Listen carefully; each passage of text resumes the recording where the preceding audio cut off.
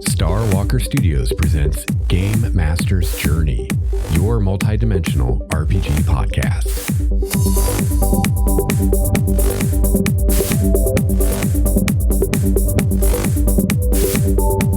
Hello, fellow gamer. Welcome to episode 286 of Game Master's Journey.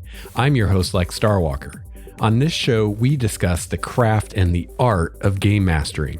I've been running RPGs for over 29 years now, and I produce this show in the hopes that you can benefit from my experience, my triumphs, and my mistakes. So welcome back to the show, everyone. So glad that you've joined me today for our October episode. And today I am going to be talking a little bit about a game I just started playing recently called Star Trek Adventures. And I'm going to start out talking a little bit about things I like and don't like about the game and kind of give you a brief overview of how the basic mechanics work.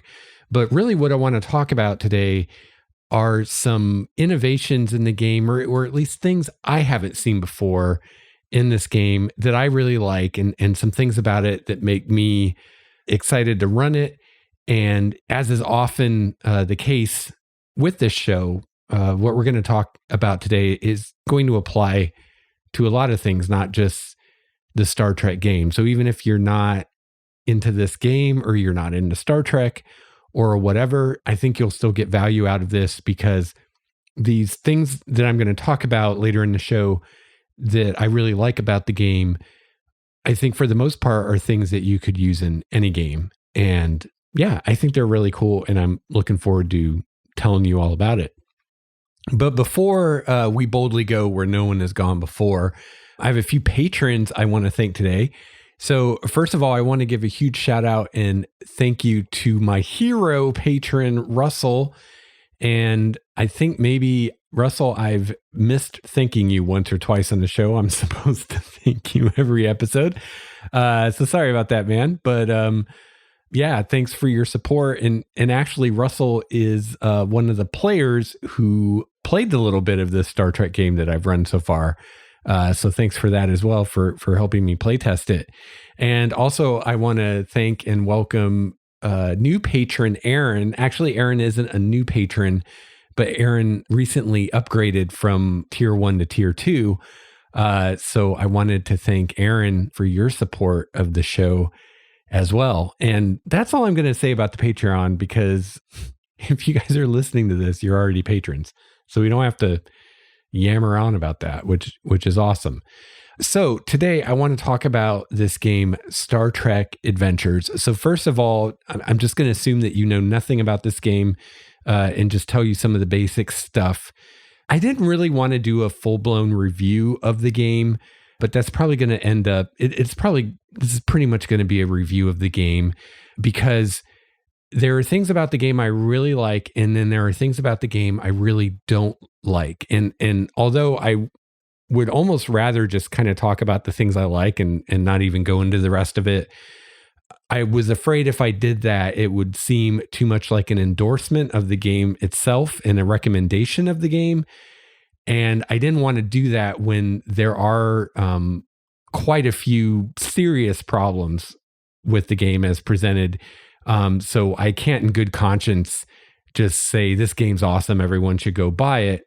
So I felt like I needed to give you more of the story than just talk about the few things about the game I really like and ideas I've grabbed from it, just because I don't want anyone to get the wrong idea and go spend $60 on a book that they end up not really liking and feeling was a waste of their money. Because to some degree, at least, that's how I feel after having bought the book. But we'll get into that in a bit. Just for now, just so you know, I don't like to leave people hanging, and I hate when people do that. Overall, I think the game is good as far as the system, and I think you can have a lot of fun with it.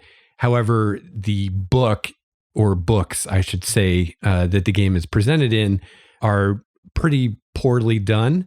So that's something you definitely want to know going into it. Doesn't mean that you can't run or play this game and have a lot of fun with it. I think you can, but it's going to be an uphill battle because of how poorly the books are done. But I will go into specifics of that here in a bit. But I just wanted to put that out there in the beginning so you kind of know where I'm coming from and you don't have to wait half an hour for me to get to the part you want to know. So I'm going to start out. I'm just going to give you a brief overview of kind of the core mechanic of the game and kind of how the game works. I'm not going to go into everything, just enough so that we can talk about it and be on the same page. And then I think I'm going to talk about the things that I don't like about the game first, because I could easily get caught up in that, and that could be the whole episode, just me telling you all the things I don't like about it. And that's actually not what I want to focus on. And then at the end of the show, I'm going to talk about the things I do like about the game and some things that I think are really cool in the game that you could apply to any game that you are thinking about running. So yeah, that's how this is going to be laid out today. So first off, just an overview of the system at the very basic level to just kind of explain how the core dice mechanic works and kind of it is a fairly simple system in that there are a few kind of core things to wrap your head around, and then most of the stuff in the game are iterations of those themes. I wouldn't say it's as rules or system or mechanics light as something like Fate.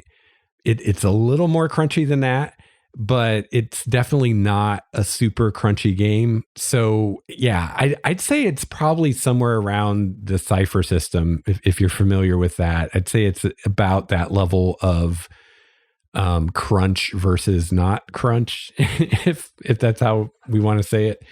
So anyway, getting into just kind of the basics of the game, your characters have attributes and disciplines. So attributes are kind of like your attributes in D&D or a lot of other games. And there are 6 attributes, and those will be a number between 7 and 12. And those attributes are control, daring, fitness, insight, presence, reason. And I don't want to get too bogged down into specifics, but control has to do with kind of hand-eye coordination kind of stuff, using physical things, using your hands to do stuff, whether that's fixing something with your hands or using your hands to work a control pad. I mean, this is Star Trek, so you're going to be dealing with technology a lot. You know, you might use control to pilot a shuttle, or you might use control to do some tricky computer programming or something like that. So it's basically kind of hand-eye coordination, fine motor skills, that kind of stuff. That's control. I think it also has a bit of like self-control kind of thing. But that's the thing with this game is all these attributes are kind of loosey-goosey. And that's, you might, people might disagree whether that's a strength or a weakness of the game. I think overall it's a weakness, that things aren't super well defined, leading to confusion a lot of times. But that's basically what control is. Then daring is being able to handle yourself in a stressful situation. So a lot of times you'll be using daring instead of a different attribute when you're trying to do something in a very tense situation. So if you're in a firefight, you're going to be using daring on your rolls a lot, because whatever you're doing it under pressure kind of thing. Fitness is just physical fitness. So that's your physical kind of stuff, strength, speed, things like that. Insight is kind of emotional intelligence, very similar, I think, to insight in D&D, you know, being able to understand people, understand where people are coming from, things like that. Presence is your strength of personality, your ability to impress people with your personality and lead people and take charge and things like that. And then reason is your intellect, your ability to figure things out and remember things and use logic and stuff like that. So you have your 6 attributes. Then you also have 6 disciplines. So these are almost kind of like the skills in the game. And the disciplines can be a number from 1 to 5. So remember, the attributes can be anywhere from 7 to 12. Your disciplines can be 1 to 5. And your disciplines pretty closely map to the different types of jobs you might be doing on a Federation starship in Star Trek. So the disciplines are command, con, security, engineering, science, and medicine. And really, they map to bridge stations for the most part, if you think of it that way.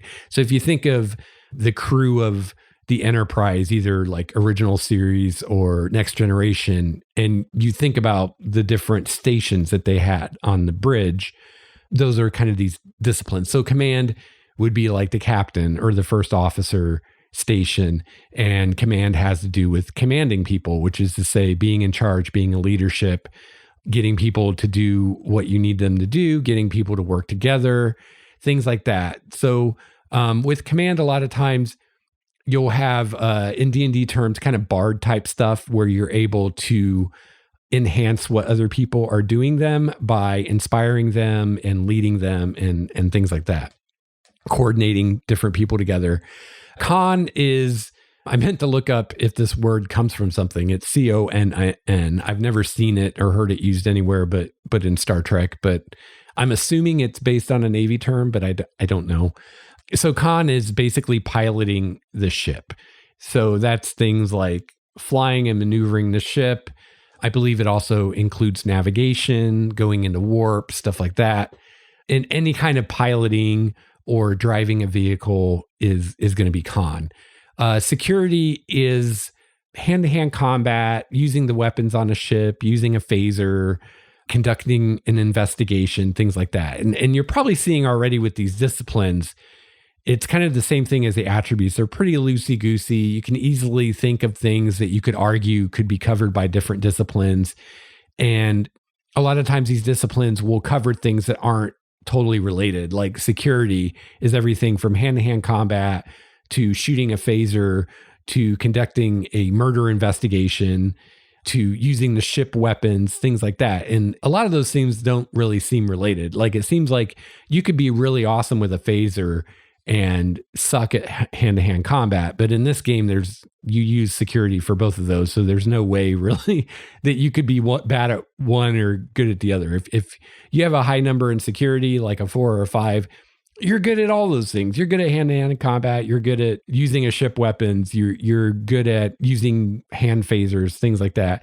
And again, that's one of the weak points I see with this game is things are so not very well defined and so loosey-goosey and open to interpretation.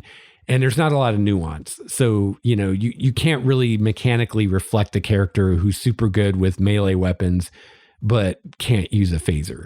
Now, you might be able to do that a little bit by the attributes you use with it, but yeah, it's definitely a limitation. So you've got your 6 attributes, 6 disciplines, and then the way the basic dice mechanic works for task resolution is any action or task, as they call it in this game, that you want to do that you're going to have to roll dice for is going to use a combination of one of your 6 attributes plus one of your 6 disciplines. So this is really common in RPGs. The White Wolf games worked like this. At least the old ones did. I don't know about the new edition, but they probably still do. So again, your attributes are a number from 7 to 12, and then your disciplines are a number from 1 to 5. Any task you do will use one attribute plus one discipline together, and you add those 2 numbers together to give your target number. So, for instance, let's say you have an attribute of 10 and a discipline of 3, that's a target number of 13. And that target number is a number you want to either equal or roll less than on a D20 to count as a success. So if your target number is a 13, then when you roll the D20, a 13 or lower on that D20 would count as a success.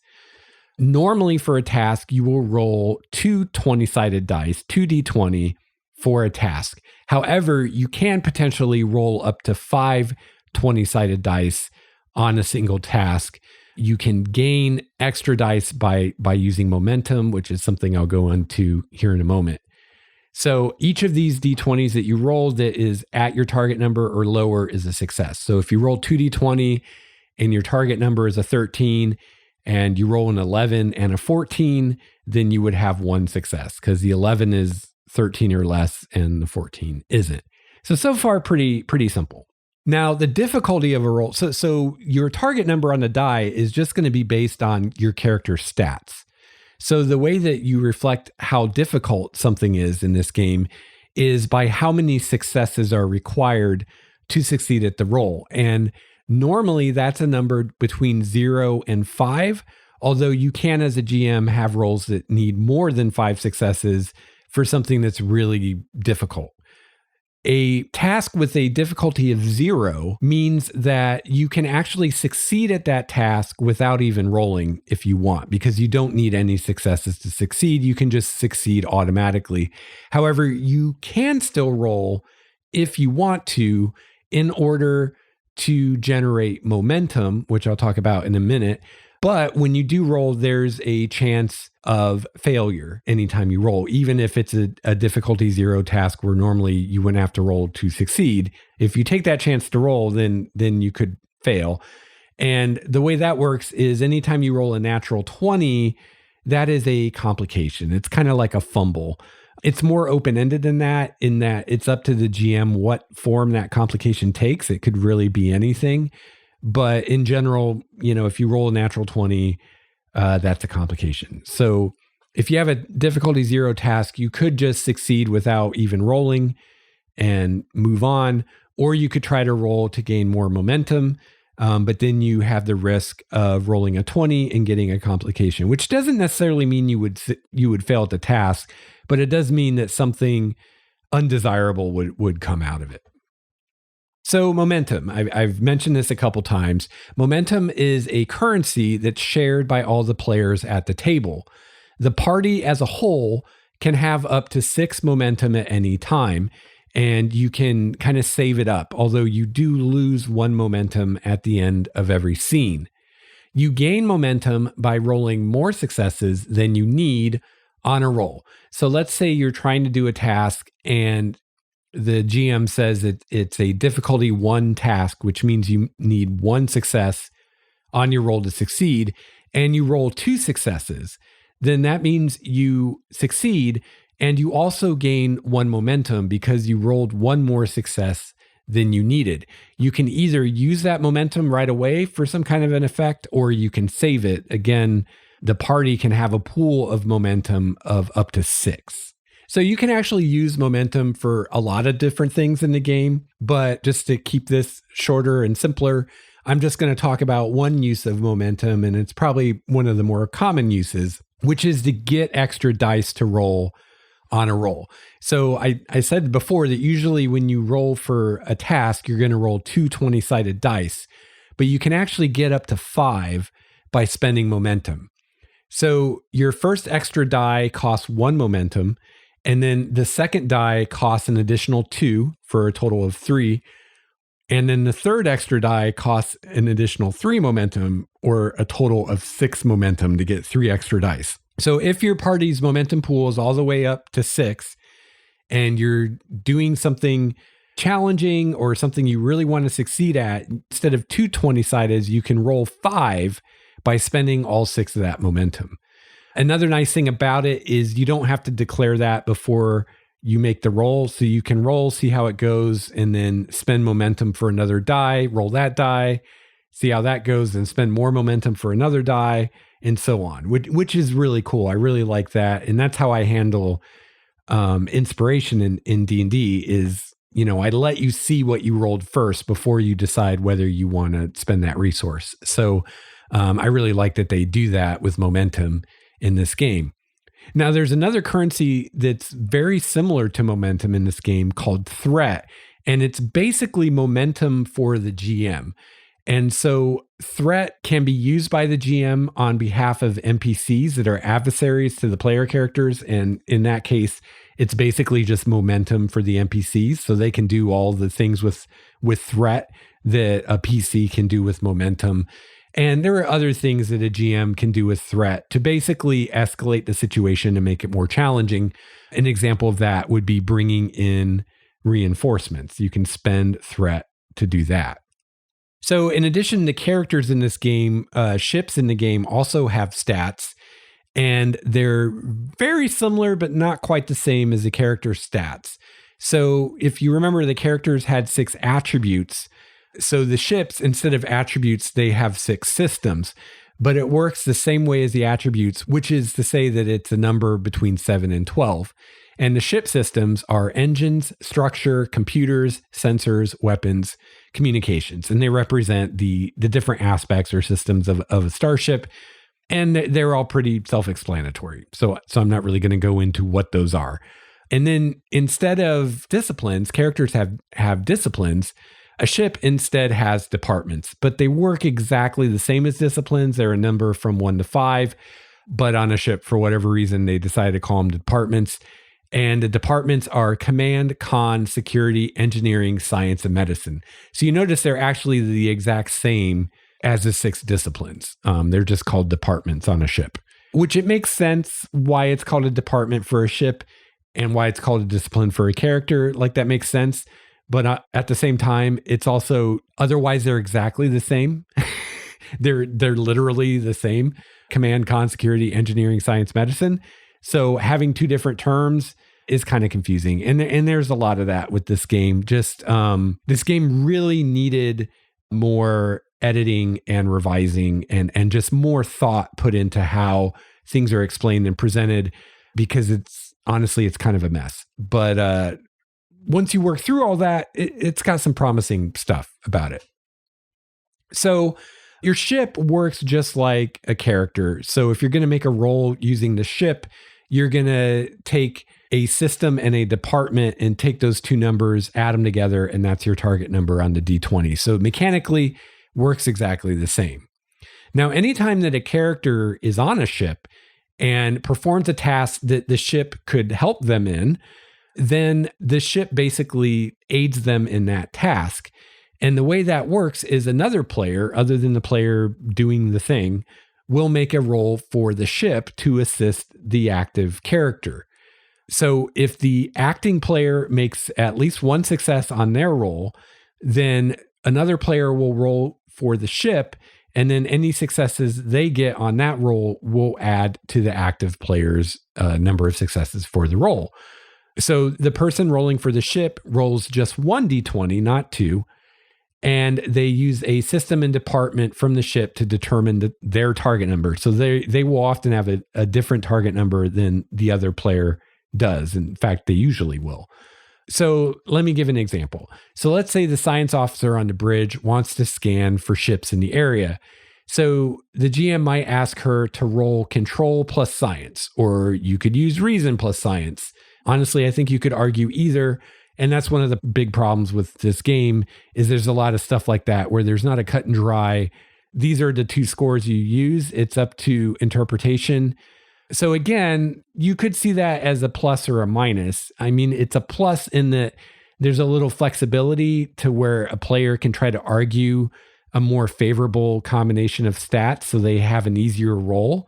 But it's also a minus because nothing's ever cut and dry. In every roll, you have to ask yourself, what is the best combination of attributes to use for that? And that gets really old really fast, and it slows things down and bogs things down a lot. So personally, I prefer things more cut and dry and defined.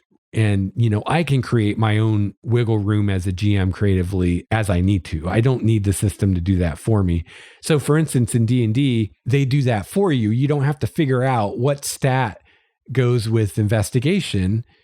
It's intelligence investigation, right? They already tell you that. But the DM can use something else with investigation other than intelligence, but you do have a default you can fall back on. So every time you make an investigation roll, you don't have to worry about what attribute to use with that if you don't want to. So this game is missing that. You have to make that decision every single freaking time. And boy, does it get old.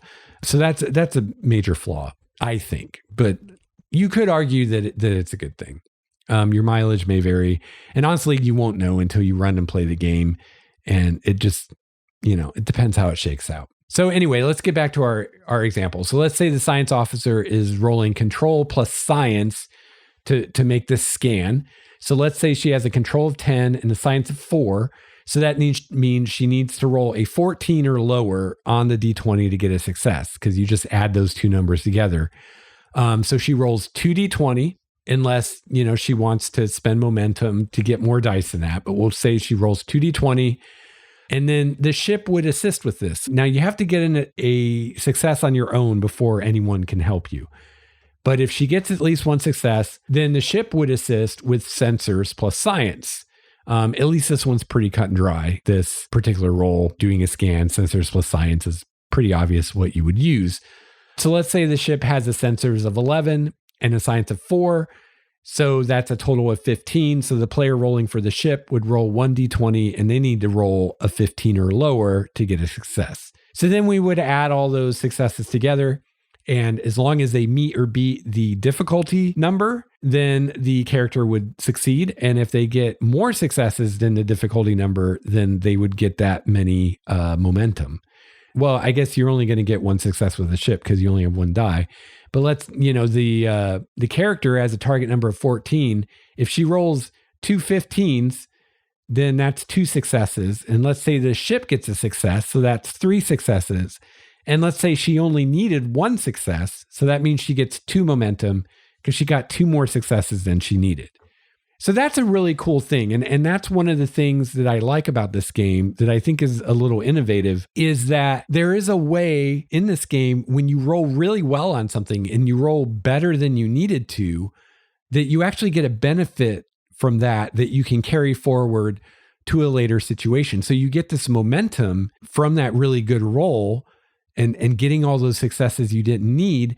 And then you can later use that momentum on a really hard roll to make it easier. And that is awesome. That's great design. I love that because, how many times have you been playing something like D&D where you're making some really easy roll and it's not even that important of a roll, and you roll a natural 20 and it's kind of a waste. And then later you're in a combat and, you can't roll a 20 to save your life.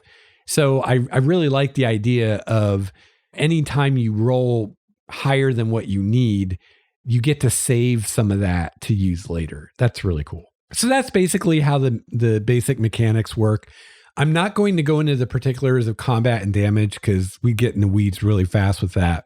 But one thing I do want to mention about the damage, because I really like the way they do the damage, is when you're talking about a character, they take what's called stress damage. So each character will have a stress rating, which is sort of like their hit points in a way. So let's say a character has 10 stress. Once they've taken damage beyond the 10 stress, then they take what's called an injury. So when you're taking stress damage, it's just, narrow misses and you're getting tired and things like that. But you haven't actually been hurt yet. But once all your stress is gone and you take damage, then you take an injury, which means you actually got hit by a phaser or you got punched in the face or whatever happened. And as soon as you take an injury, you can actually spend momentum to avoid the injury, which is really cool. But if you don't do that and you take the injury, or you can't do that, when you take an injury, you are incapacitated for the rest of that scene, which means you can't do anything. And then at the end of the scene, if you have not received medical attention by that point, you die. And I know some people might not like that. I really like it because it seems really realistic. It's still not like, one bad roll and you're dead, because you do have this stress damage you can take first. But once you actually get hit by something, once you actually take an injury, you're out of the fight. And if someone doesn't tend to your wounds, you're dead at the end of the scene. That's realism. That's realistic, as opposed to, like, for instance, D&D, where you just have these hit points and it's like, yeah, you can run it like, until you're at half, you're not really getting hit. But that's all like how you narrate it. As far as the system, as far as the mechanics, it's like you just have these hit points and you can be at 1 out of 120 hit points and you've only got 1 hit point left and you're just as awesome as you were at 120 hit points. And then as soon as you lose that last hit point, now all of a sudden you're unconscious and making death saves. And it just, there's no realism at all there. So I do like this damage system because it seems more realistic while still not having it be like you're just going to die instantly without kind of seeing it coming. Although, of course, that could still happen if you take enough damage. The way damages work on ships is very similar, only instead of stress, your ship has a shield rating. And so maybe your ship has, I don't know, 10 shield points. So while you're losing shield points, the ship isn't actually taking any damage. But once the shield points are gone, then the ship starts actually taking damage. And I kind of like the way they do that too, because when a ship takes actual damage, that damage goes to one of the systems. So you remember the ship has 6 systems: engine, structure, computers, sensors, weapons, and communications. So when it takes actual damage, the damage is applied to one of those specific systems. And then there's kind of a damage track for each system. So, let's say your ship takes damage to the weapon system. Well, now you're going to be at a penalty to use those weapons because they're damaged. And as the weapons take more damage, that penalty will increase until eventually the weapons are disabled or destroyed, at which point you can't use the weapons anymore. So that's really cool. It makes a lot of sense. And you could have your ship taking damage to multiple systems. And it also fits what we see, especially in next generation era Star Trek, where they will commonly target a specific system. Like the Enterprise will target the enemy's weapons and try to just take out their weapons without destroying the ship. And the game kind of reflects that, because if you're in a ship combat and you're attacking another ship, you can just attack it in general, in which case, if you damage it, the system you damage will be determined randomly. You're just going to roll to see which system you hit. Or you can target a specific system, which makes the roll to hit the ship more difficult. But then if you do hit it, then you hit that system that you were targeting. So you can target the enemy's engines so they can't escape, or target their shields so you can beam aboard, or target the weapons. Or if you just want to blow them out of the black, you can target, the warp core or the structure or whatever. So that's pretty cool how that works. Now, I have to say, I haven't done an actual ship combat in the game, and we literally made one character combat roll. So I haven't really seen the combat play out a whole lot. I haven't seen the ship combat play out at all. My feeling is it will be pretty slow paced, even more so than a game like D&D. But I think it could still be fun and satisfying. Just because something slow paced isn't necessarily bad, as long as the players are engaged and have something to do the whole time. And the way this game works is you will often be assisted by the ship in what you're doing.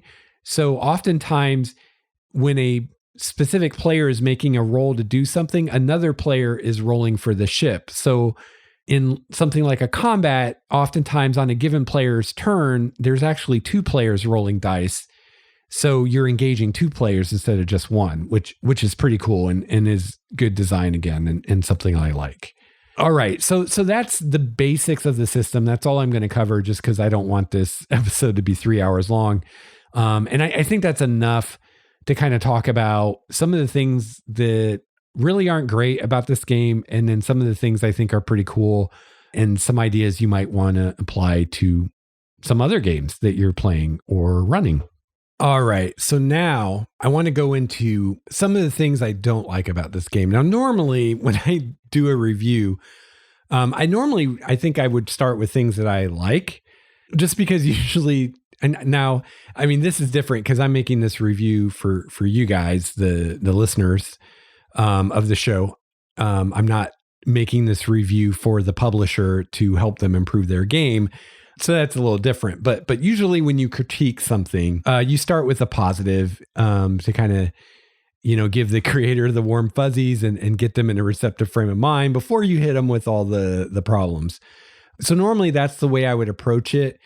But I really want to focus today on these cool, innovative things that I like about the game. And I don't want to get carried away with the negative stuff. So I thought if I do the stuff I don't like first and I just try to speed through it as fast as I can, hopefully then I will dwell more on the positive stuff. And you're still going to get enough of a big picture kind of view of this, I think, to make your own decision, or at least get you started, and then you can go do your own research and decide whether you'd want to spend your hard-earned money on this game or not. All right, so I just to let you know, I have the print physical collector's edition of the game. I'm actually not sure exactly what the cover price for that is. I got it on Amazon, and on Amazon right now, it's $58.18. But Amazon isn't telling me that's just Amazon's price. I don't know what the actual cover price of the collector's edition is. The regular edition has a cover price of $47.99, and it's currently $44.72 on Amazon. And I'll have links in the show notes if you want to check those out. The big difference between the two, they're both hardcover, full color books. The cover is different. The regular edition, the cover is pretty terrible and gives you a good idea of what the original art in this book looks like. It's pretty bad. Fortunately, a lot of the art in the book is not original art. It's art from various Star Trek properties recreated. And that art, of course, is fantastic. But then there is original art that what are they called? Mophidius, that their artist did. And that's all pretty bad, to the point where I feel like the book would be better without it. It's really bad. But yeah, the cover of the regular book has some of that terrible art you can check out. So yeah, on Amazon right now, the regular one is $44.72. The collector's edition is $58.18. So it's a difference of about $14. The collector's edition also has 3 cloth bookmarks in it there's the cloth ribbon bookmarks that are part of the binding. And they're in the 3 division colors. So there's the cranberry red for command in next gen terms, the science blue, and the operations security yellow or gold. So those are pretty cool. The reason I got the collector's edition, even though it is a little bit more expensive, is I read online that there were some binding issues with the regular edition and people had pages falling out and stuff. Sounds very similar to the issues Wizards had with some of the first printings of the D&D books for 5th edition. So people were recommending in the reviews on Amazon to get the collector's edition because it does not have those binding issues. So that's why I got it, because yeah, I wasn't going to spend that kind of money for a book and then have pages falling out. I don't know if that's something that they've fixed, but going by what I've seen of this company so far, I seriously doubt they've fixed it. So I would recommend that you also get the collector's edition if you're going to buy the physical book, so it doesn't fall apart on you. I've had this for, I think, a month or 2 now, and I've read through it quite a bit, and it's held up really well. It hasn't fallen apart. Now, ordering online, it is a bit of a crapshoot what kind of quality the product will be when you get it. I think this is I got 2 of these. The first one I got was all bent up and banged up from Amazon, so I sent it back and I got a different one. And this one's a little banged up too. I take really good care of my books. My books look like brand new forever. So I really have a problem paying full price for a brand new book and it already has some kind of damage to it. Of course, I didn't quite, I don't think, pay full price for this. And it does have a little damage, but it wasn't as bad as the first one. And sometimes you just, how many times you're going to send shit back and get a different one until you get one that's actually pristine, and you probably never will. The book is I shouldn't say it's very attractive. It's fairly attractive as far as that goes. At least the collector's edition has a really cool cover. It's a really close-up view of kind of the bridge area of the Enterprise D from the outside, the saucer section. Inside cover is a map of the galaxy. And then it's full color. The pages are pretty thick, at least in the collector's edition. Pretty well put together. Big downside, though, the pages are completely black with colored text. So I'm not sure. I do know they have PDF versions of these, and I think possibly that the PDF versions do have a print-friendly version that has a white background instead of a black. I think that's the case. I'm not 100% sure, but I would definitely look into that. But if you're going to buy the physical book and think that you're going to photocopy some of the pages, you're going to use a ton of ink. Now, the character sheets are white, so you won't on those. But if you're going to photocopy anything else from the book, you're going to use a ton of ink because they're solid black, glossy pages. So yeah, that's the book. As far as the physical construction of the collector's edition, seems to be put together pretty well. Like I said, with the regular edition, I heard that the binding's pretty bad and pages and sections fall out and stuff. So be warned about that. As far as the length, I even hesitate to tell you this number because it's going to be very misleading, but it has 364 pages. But as I'll talk about in a bit, it's not really 364 pages of real content for you. A lot of that's BS, but we'll get to that. All right, so I'm going to start out with just some things that I don't particularly like about this game. First of all, the elephant in the room, I'm just going to start out with this because a lot of the things that I have problems with are going to fall under this single umbrella, which is the books, not just the core book, all of the books for this game so far, and I've looked at all of them. They are all very poorly written. And they are horribly edited and proofread to the point that I find it hard to believe that anybody proofread these books at all. I find it hard to believe that anybody did a copy edit on these books at all because the types and numbers of errors are so egregious. I can't imagine that anyone with a functioning brain who's competent at their job as a proofreader or a copy editor got anywhere near this book. I don't know what happened. I don't know if they couldn't afford an editor or a copy editor or a proofreader. I don't know if the person they hired just didn't do it or I don't know. In all my years of gaming, I've never seen such a horribly written and unedited work as this. Never. And that includes, really small third-party publishers like my friend John Marvin of Dread Unicorn Games. I mean, he pretty much does all the writing and I think the editing himself. And his stuff is great. I've never noticed any kind of writing or grammar or any problems in any of his stuff that I even noticed or distracted me from what I was reading or made it hard to understand what was going on. I never noticed anything like that. And he's one dude. And these guys, I look at the credits in this book and they have a team of writers and a team of editors, supposedly. Yeah, I don't know what these people were doing. I mean, my God, they got over a dozen writers, it looks like. They've got a proofreader. Oh, no, they have 2 editors and a proofreader. I don't know what those guys were doing, but they need to go back to school. My stuff I've published is way better than this. Honestly, I could find a page in this book that has more errors in it than any of my books in entirety. I mean, it's egregious, especially for a book, pushing $60 you're going to spend for this. And then a lot of it's gibberish. Okay, so one type of error that happens a lot that may bother some people more than others, it bothers me a lot, but it's more of a pet peeve kind of annoyance kind of thing than I don't know what this person is trying to say kind of thing. But this is a company in England, I believe, and they decided to use American English as far as how they're going to spell various words that are spelled differently in American versus British English. Words like color and flavor and realize and things like that, which is the right decision because it's the correct way to spell it. And before you send me hate mail, you can send me hate mail, but before you do that, you have to go research why in England, why they spelled things weird and how that came to be. And then if you still want to write me hate mail after you get educated on that, then go for it. But it's pretty dumb. But anyway, so the American way of spelling it is the quote correct way.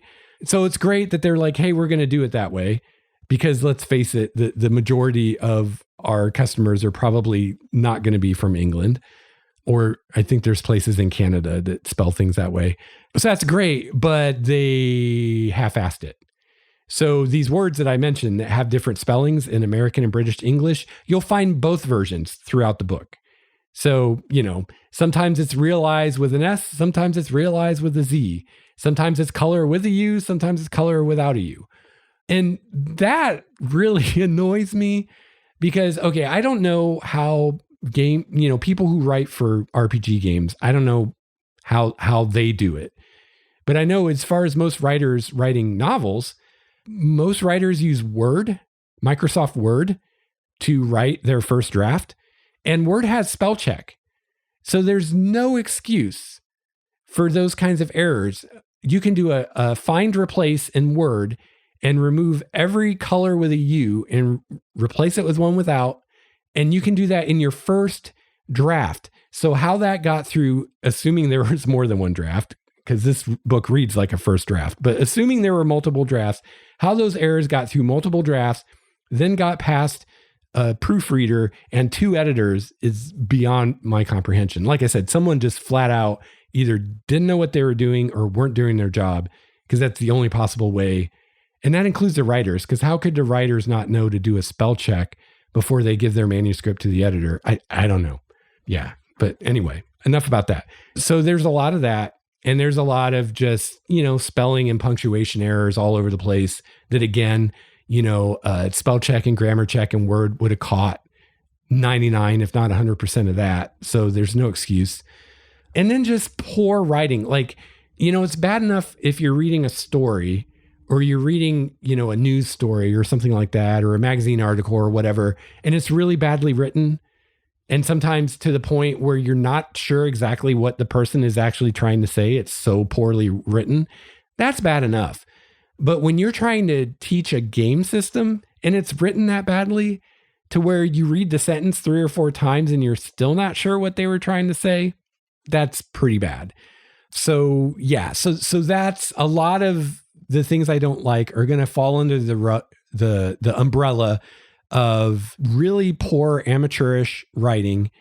And I'm just going to say no proofreading or editing, because I don't see any evidence of any proofreading or editing. I mean, I'm not a professional editor and I could edit the crap out of this thing and it'd be way better. So not that I'm offering to do that. I've got better things to do. All right. So yeah, a lot of stuff will kind of fall under that. But other than that, there are other things too. For instance, I explained the core mechanic and how you have to take 2 numbers from your character sheet and add them together to know your target number that you're going to roll. I'm not a fan of that, especially when we don't even have standards. Like in D&D, we have the standard, like the intelligence investigation or wisdom perception, where if I'm the GM and I ask you to roll perception, you can assume that I want wisdom and perception, right? Because there's that standard established. This game doesn't even have that. So every time I call for a roll, I have to decide which 2 numbers to use and tell you.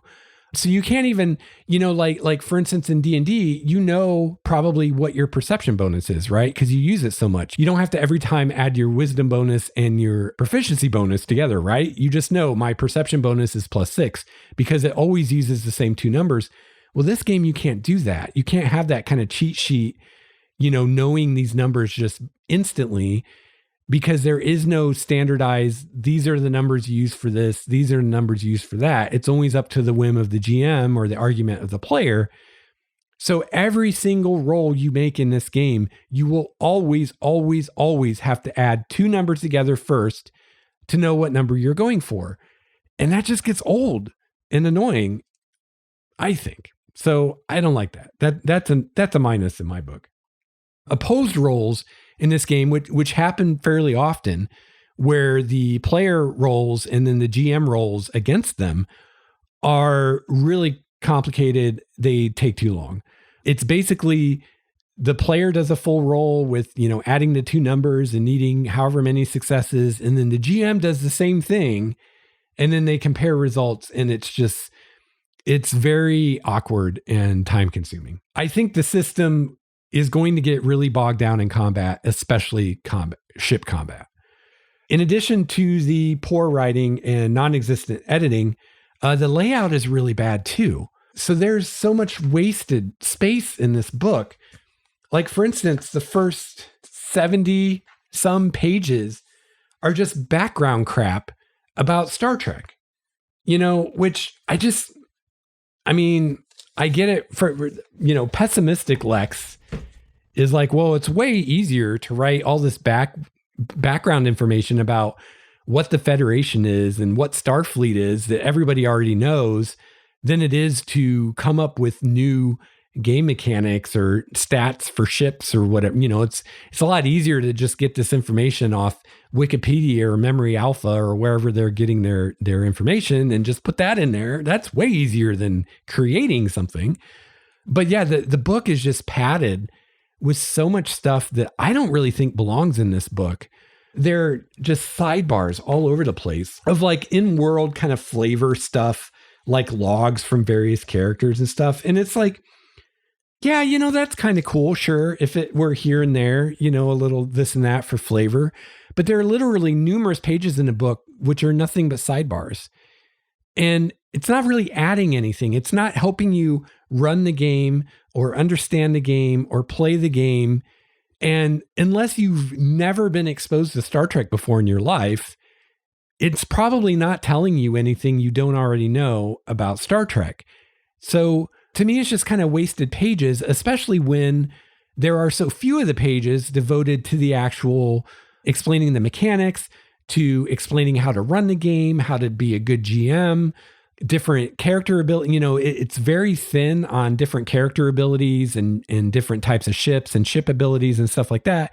Because, well, they have operations books they want to sell you. They've got one for command, one for science, one for operations that have more character stuff and ship stuff in it. But they could have easily fit a lot, if not all of that, into the core book if they wouldn't have had all this other bullshit that doesn't need to be in there.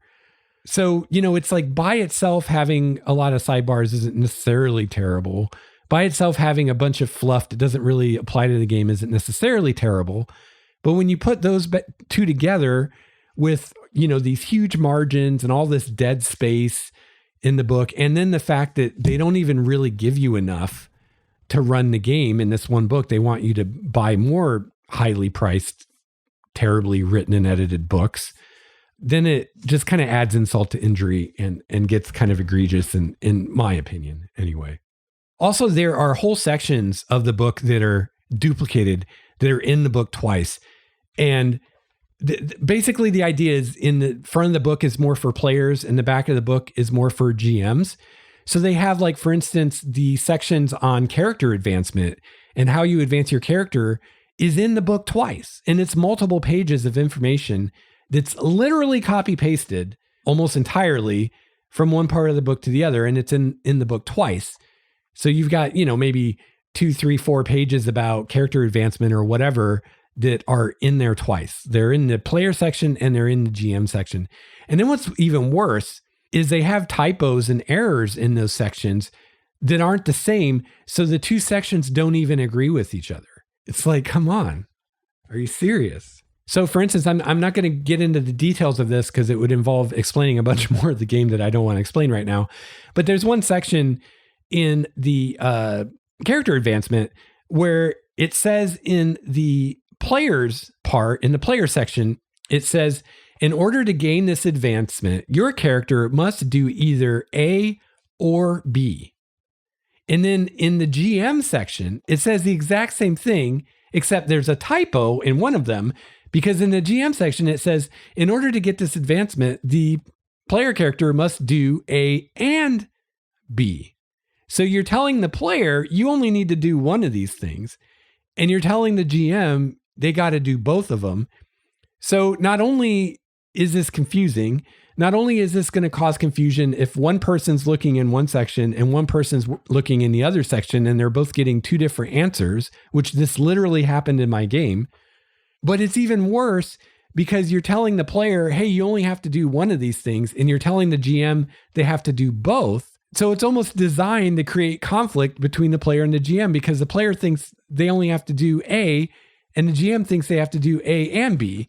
Do you see what I'm saying? And there's a few instances of that where they make a mistake in one or the other, they don't agree, and it just so happens to line up so that they're telling the player the easy way and they're telling the GM the hard way.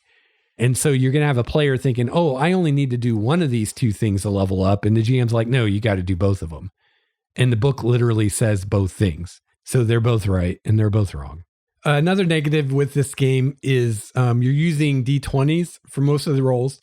But then for some of the things like when you have to roll damage and certain effects, you use what they call challenge dice, which are D6, but they're D6 with 3 different sides, but they're not 2 of each.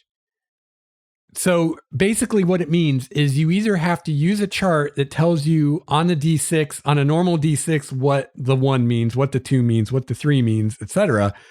Or you have to buy their proprietary dice that they make, which are both way overpriced and really ugly and only come in one color, which is black and really ugly. And again, not well designed because they're hard to read. So yeah, that's really annoying. Oh yeah, the chapter titles.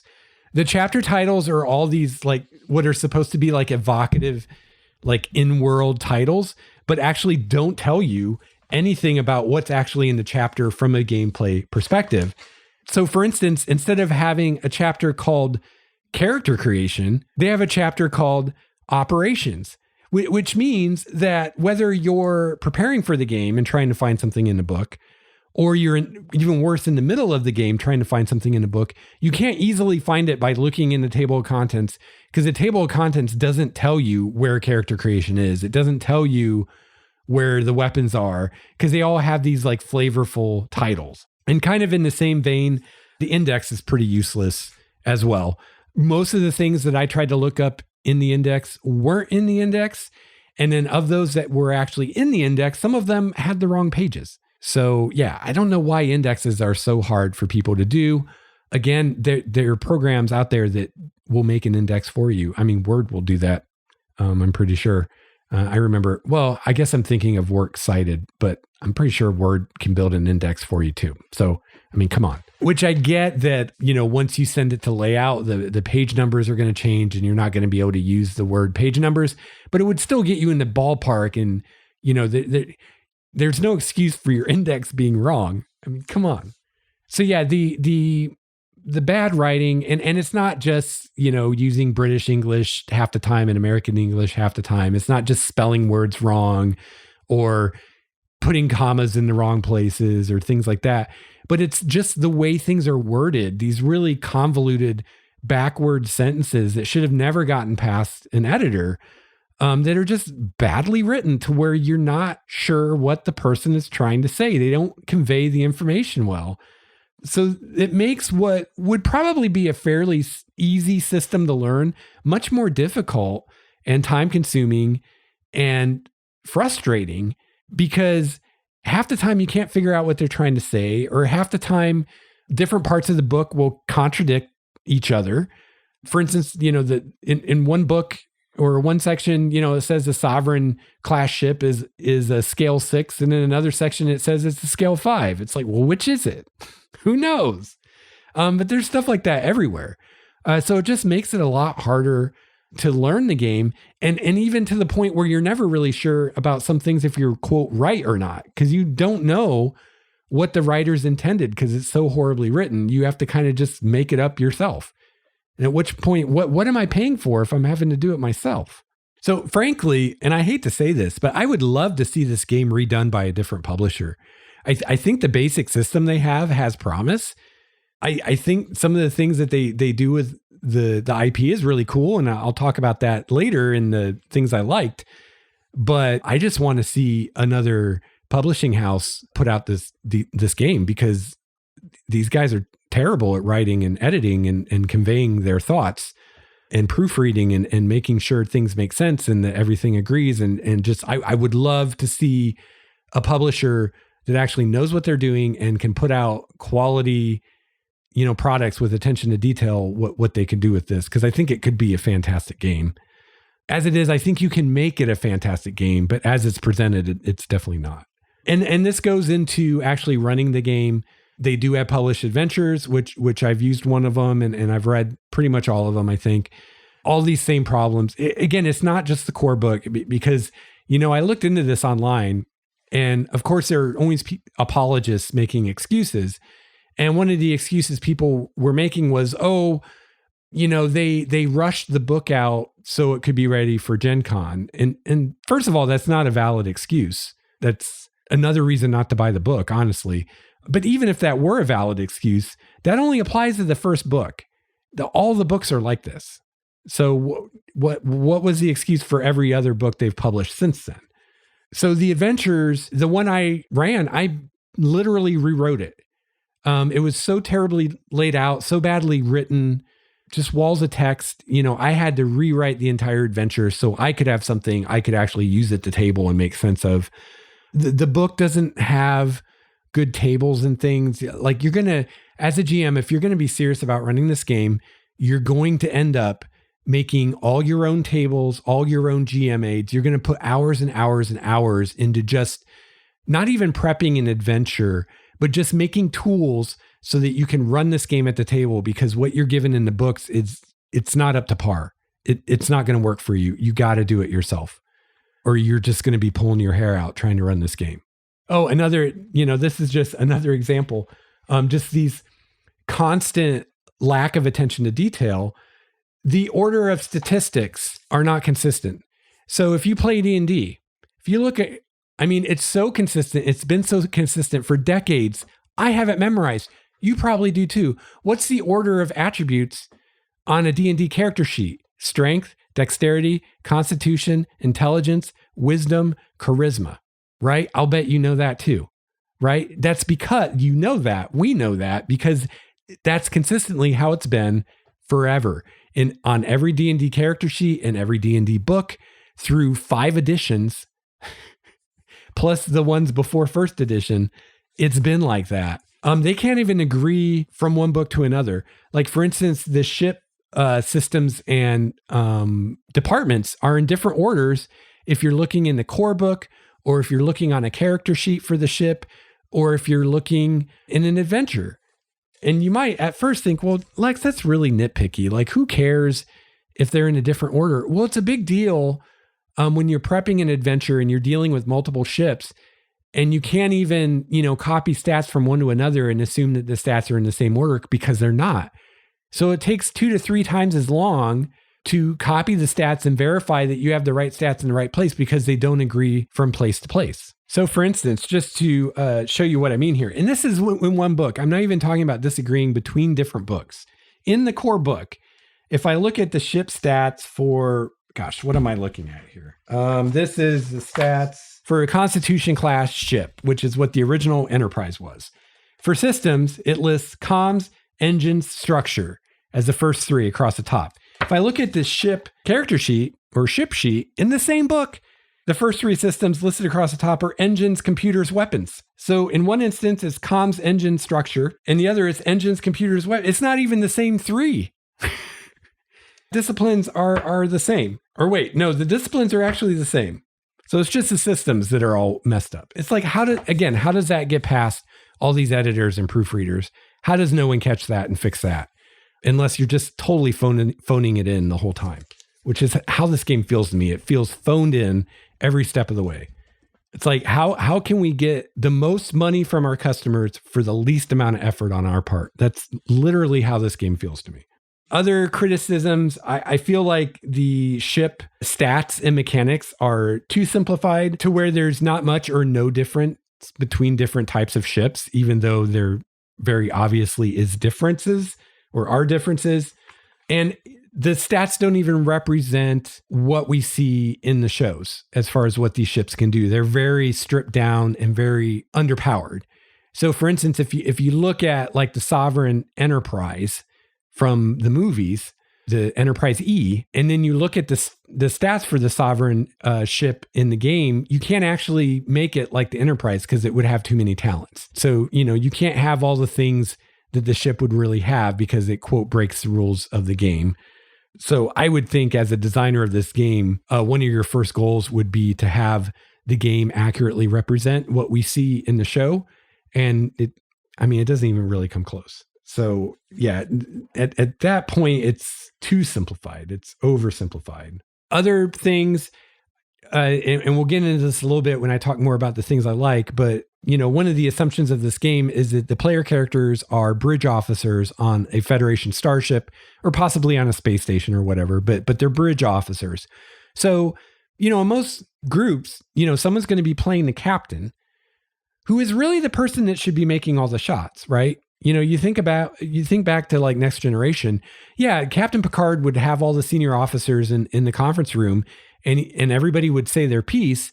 But at the end of the meeting, Picard decided what he wanted to do, and that's what they did. Most player character groups are fairly democratic, so you can have that happen out of character and in character. The captain character decides what to do, but the players, out of character, figure it out together. So you can do that. But I could see this causing some problems in some groups, at least. The fact that characters have rank and they're not all equal rank. So some of the characters are higher rank than the others. So you have player characters who have authority over other player characters. And it's actually, part of the advancement is, part of the advancement in this game is getting promotions. So if one of the player characters is the captain of your ship, then ultimately it's their decision if you get a promotion or not, or the GM's. But even then, the captain's got to go along with it, right? So, probably in most groups that won't be an issue, especially if you explain it to the players ahead of time and everybody knows that when they create their characters. So the person who wants to be in charge plays the captain, but it could cause problems in some groups. Another problem I see with the game is that it actually literally in the book comes out and says that you should encourage players to roll for difficulty 0 tasks just so that they can earn momentum that they can later use. And I kind of explained how that worked earlier, but and it will literally in the adventures, it'll say, have the characters, roll to like enter orbit of this planet, which is a difficulty 0 task. They do it all the time, but just so that they can get momentum. It's like, so I don't know. That's just bad design in my mind. It's like, you should never make a roll that doesn't mean anything. Like every time the players roll the dice, there should be something at stake. That roll should have meaning. Otherwise, it's a waste of time. At least that's my philosophy, because anytime you have players make a roll, it eats up time that you could be spending advancing the scene or whatever you're doing. You're instead, adding these two numbers together and finding your dice and rolling the dice and blah, blah, blah, blah, blah. And to do that for something routine that they normally wouldn't even have to roll for is a flaw in my book. And to encourage that is a flaw. And it's something, the players can totally game it because momentum is very powerful. So once your players realize that they can make rolls for whatever difficulty 0 routine task that they want to gain momentum, why would they not do that every scene to max their momentum up to 6? A smart player would, right? So now your game is about making all these silly rolls for things like going into orbit or walking across the bridge without tripping over your own feet or whatever. It's stupid. I don't like it. And another big problem I have with this whole game line is what I call money grubbing. They're just squeezing their customers for all the money they can. They're not putting the time into the writing and the editing that they should, nowhere close. They're filling their books with a bunch of fluff. They're duplicating pages and not even doing that correctly. They're spreading things out across numerous expensive books. Instead of putting it all in one book, which they easily could have done. They're requiring expensive, crappy proprietary dice. So these are all just instances of, or examples of them giving you less value for more money, which is bad business. And yeah, there's so much information in this book that anyone who's watched Star Trek already knows. And I just, how can it not be just to pad the book? Do you really think, do the people at Mophidius really think there's going to be droves of players wanting to play this game who know nothing about Star Trek and that we need to explain what Star Trek is to them and devote chapters to what the Federation is and all this stuff? Or, my gosh, I think in my group, I had one player who just seen some of the movies, and that was the player with the least amount of experience in Star Trek. And, it's like, if you really have a player that knows nothing about Star Trek and they want to know more about the setting, there's already better resources out there. Memory Alpha is way better written than this book. Any wiki you find on Star Trek is way better written than this book. Go there.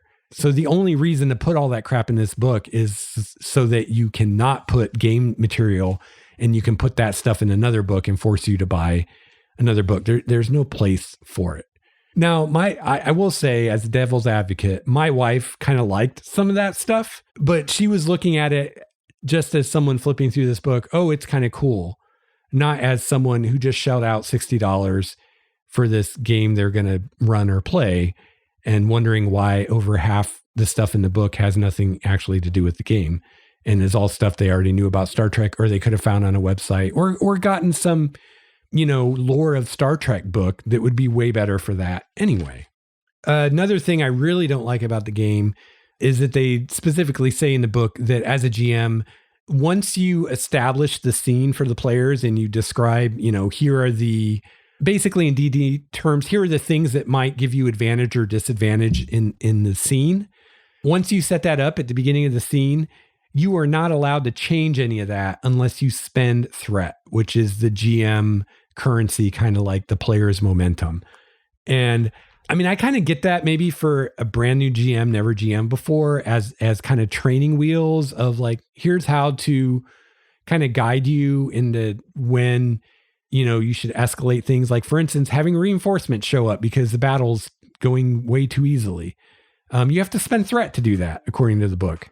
Now, it doesn't bother me a whole lot because, anyone who's GM'd for very long at all, hopefully knows that this is their game and will just throw that rule out the window, which is what I do.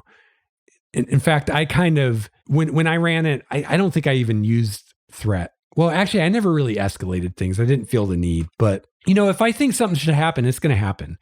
I'm not going to worry about spending some stupid currency to do it. So just for the game to try to tell you that that's the way you have to do it just seems really pretentious and silly to me. You're the GM. Do what you want. Do what makes the story better. Don't worry about these currencies. But, I do like the threat as a concept, as long as you as a GM understand that you can break those rules whenever you want. And it's more of a guide and a source of inspiration, or should be, than a limitation that you have to worry about. And finally, the character advancement, if you run it as presented in this game, will be glacial. Like, your players will play for months and months and months before they get to increase any scores on their character sheet. But again, that's something you can easily change. So yeah, most of the things I don't like about the game, I think you can probably tell, come down to the terrible writing and editing. If someone else would do this book and do it right, that would eliminate probably 90% of the things I don't like about the game. The remaining problems would be speed of play and combat, which again, I haven't done a lot of combat, so maybe it's not as bad as I think it's going to be, or maybe you get used to it, or maybe it doesn't matter that it's really slow. And then things like the advancement pace, I can easily fix that as a GM. I can set that pace however fast I want it to be, and like not worrying about threat. So really, the lion's share of my criticisms with this game come down to the writing and editing. And, if they just get themselves some competent proofreaders and copy editors, and a good, head editor, and maybe better writers to start with, yeah, they could make this game awesome. I don't think that's going to happen. I know I've talked a bit on the Discord about this, and one of you mentioned that they're putting out this Klingon book, which is yet another core book for the game, that supposedly has some revisions to the system. I haven't seen it. I'm certainly I'll just say I'm never buying another one of these guys' games again. I will probably run this game. I may even run it quite a bit, but I'm never buying a book from this game company again. To me, this level of just amateur, just lack of professional, just lack of just giving a shit about your product, I guess. I don't know. It's too much for me. I would never give these guys another dollar of mine personally. But that said, some people have hopes that this Klingon book will fix some of these problems. I don't really think it will, honestly, unless they hired new editors. The first thing I do when I looked at that book in the store is I'd open the credits and see who the editors and the proofreaders are and the writers. And if it's the same people, forget it. It's not going to be any better. They may have made some tweaks to the system, but the writing and editing isn't going to be any better. I mean, I would assume this is the best they can do. Why would they put out anything less than their best? So if this is the best they can do, the only way they're going to improve it is to get new people on board.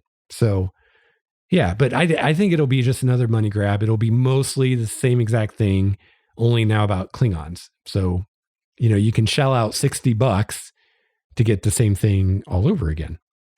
But time will tell. I probably, out of curiosity's sake, once that book's out, if I can find it somewhere in a bookstore, I might go check it out. Take a picture of the back of the title page so I can see if they actually got a new editor. But I seriously doubt it.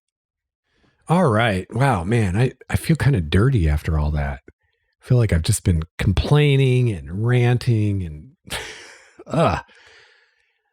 So yeah, let's talk about some positive stuff now, which is actually what I really wanted to talk about. I just felt like I needed to go through all that because like I said, I would not buy another book from these people, and I don't want to be seen as endorsing them or urging you to go buy this book, because I certainly do not personally. I mean, if you really want to play Star Trek and you think this game's for you and you're willing to, wade through it and make sense of it, I mean, go for it. I mean, please try to get it on sale at least, but I mean, go for it. But otherwise, I'd say at least wait. Maybe they'll do a revised edition. Maybe they'll fire their editor and hire another one, or hire more proofreaders. Maybe one proofreader wasn't enough, or however many they had. Maybe they just didn't have time to do it all. I don't know. Because I mean, there are just parts of that book I just cannot believe that anyone that knew the first thing about editing or writing actually read over that and said, yeah, that's good. That's good. We want that. We want that under our name. So I have to think that parts of it just for whatever reason just got overlooked or never got edited. I mean, yeah, it reads like a first draft, but yeah, so I didn't want to be seen as endorsing it because I'm definitely not. But there are things about the game I really like. And I mean, I've already bought the thing. I guess I could send it back, but it's kind of, like I wanted to run the game. I wanted to do some sci-fi. I've kind of had it with fantasy at this point in my life, other than The Witcher and Wheel of Time. Just kind of sick of it. It's all been done. I've seen it all at this point, as far as fantasy, and I'm just not into it. So I wanted to run a good sci-fi game, and I love Star Trek, and I love, this kind of golden age of Trek we're having now. We've got Star Trek Discovery. We've had a few seasons of that now, and that show's really good and going strong. And now we just had the first season of Lower Decks, and despite being a cartoon, and I mean, I didn't think I would maybe even watch it. I mean, I knew I'd check it out, but I didn't think I would probably even watch all of it, just because it was a cartoon. I figured it wouldn't be for me, and I didn't think Star Trek as a comedy would work. I thought it would be like, oh, I hope I don't offend anyone, but I thought it would be like the Orville, where it tries to be funny but fails and would just be kind of cheesy and lame.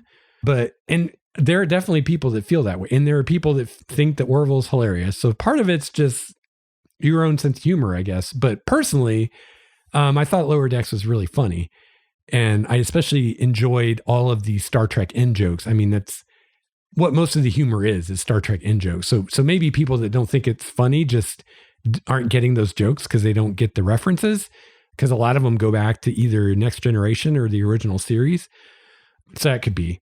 But yeah, I thought it was hilarious and really fun, and I really enjoyed it, and I'll definitely watch next season. We've got Star Trek Picard. We had a season of that. That was really good. And honestly, the show I'm most excited for is Strange New Worlds, because that's going to be more like classic Trek with Captain Pike on the Enterprise. And I am super excited for that. I think that's going to be my favorite of all of them. And then we've got Section 31 still coming, which I'll watch it because it's Star Trek. I'll check it out, but I don't know. I could see that show lasting a season. I don't know.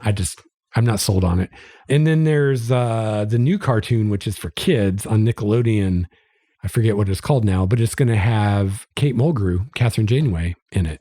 But that's for kids. So, I mean, I'll probably watch an episode or two just to see what it's like, but I don't think I'm going to watch it because I don't really like watching kids shows. But yeah, it's just like the golden age of Trek right now. So I was like really excited to try a Star Trek role-playing game. I've never actually tried to run or play a Star Trek RPG before. In the past, I've just always heard they were terrible, so I just never even went there. So things I like about this game. Well, the first thing is it's Star Trek. I mean, honestly, for me, that's almost enough. I get to run and play a game in the Star Trek universe. That's awesome. I'm on board already. I already talked about, I like the way the damage works, the realism of that. I think that's really cool.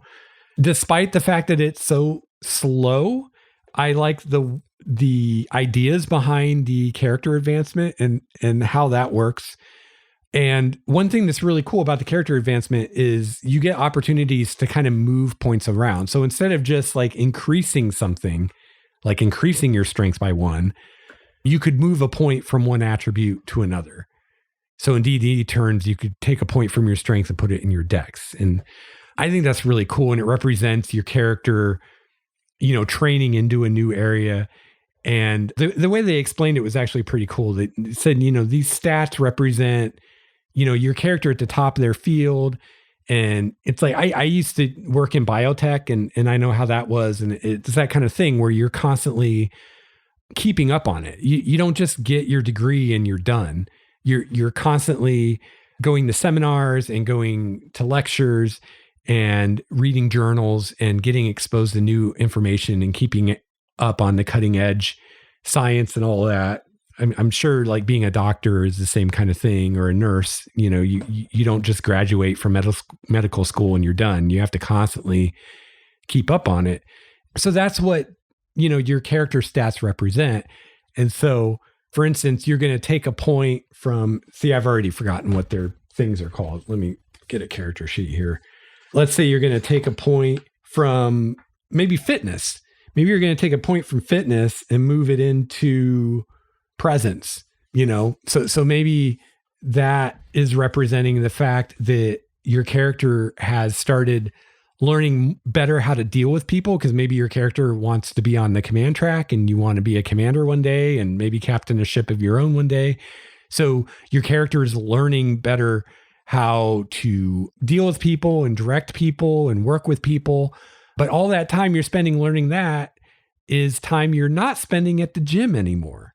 So yeah, your presence goes up a point, but then your fitness goes down a point because you're not spending so much time at the gym because you only have so many hours in the day, right?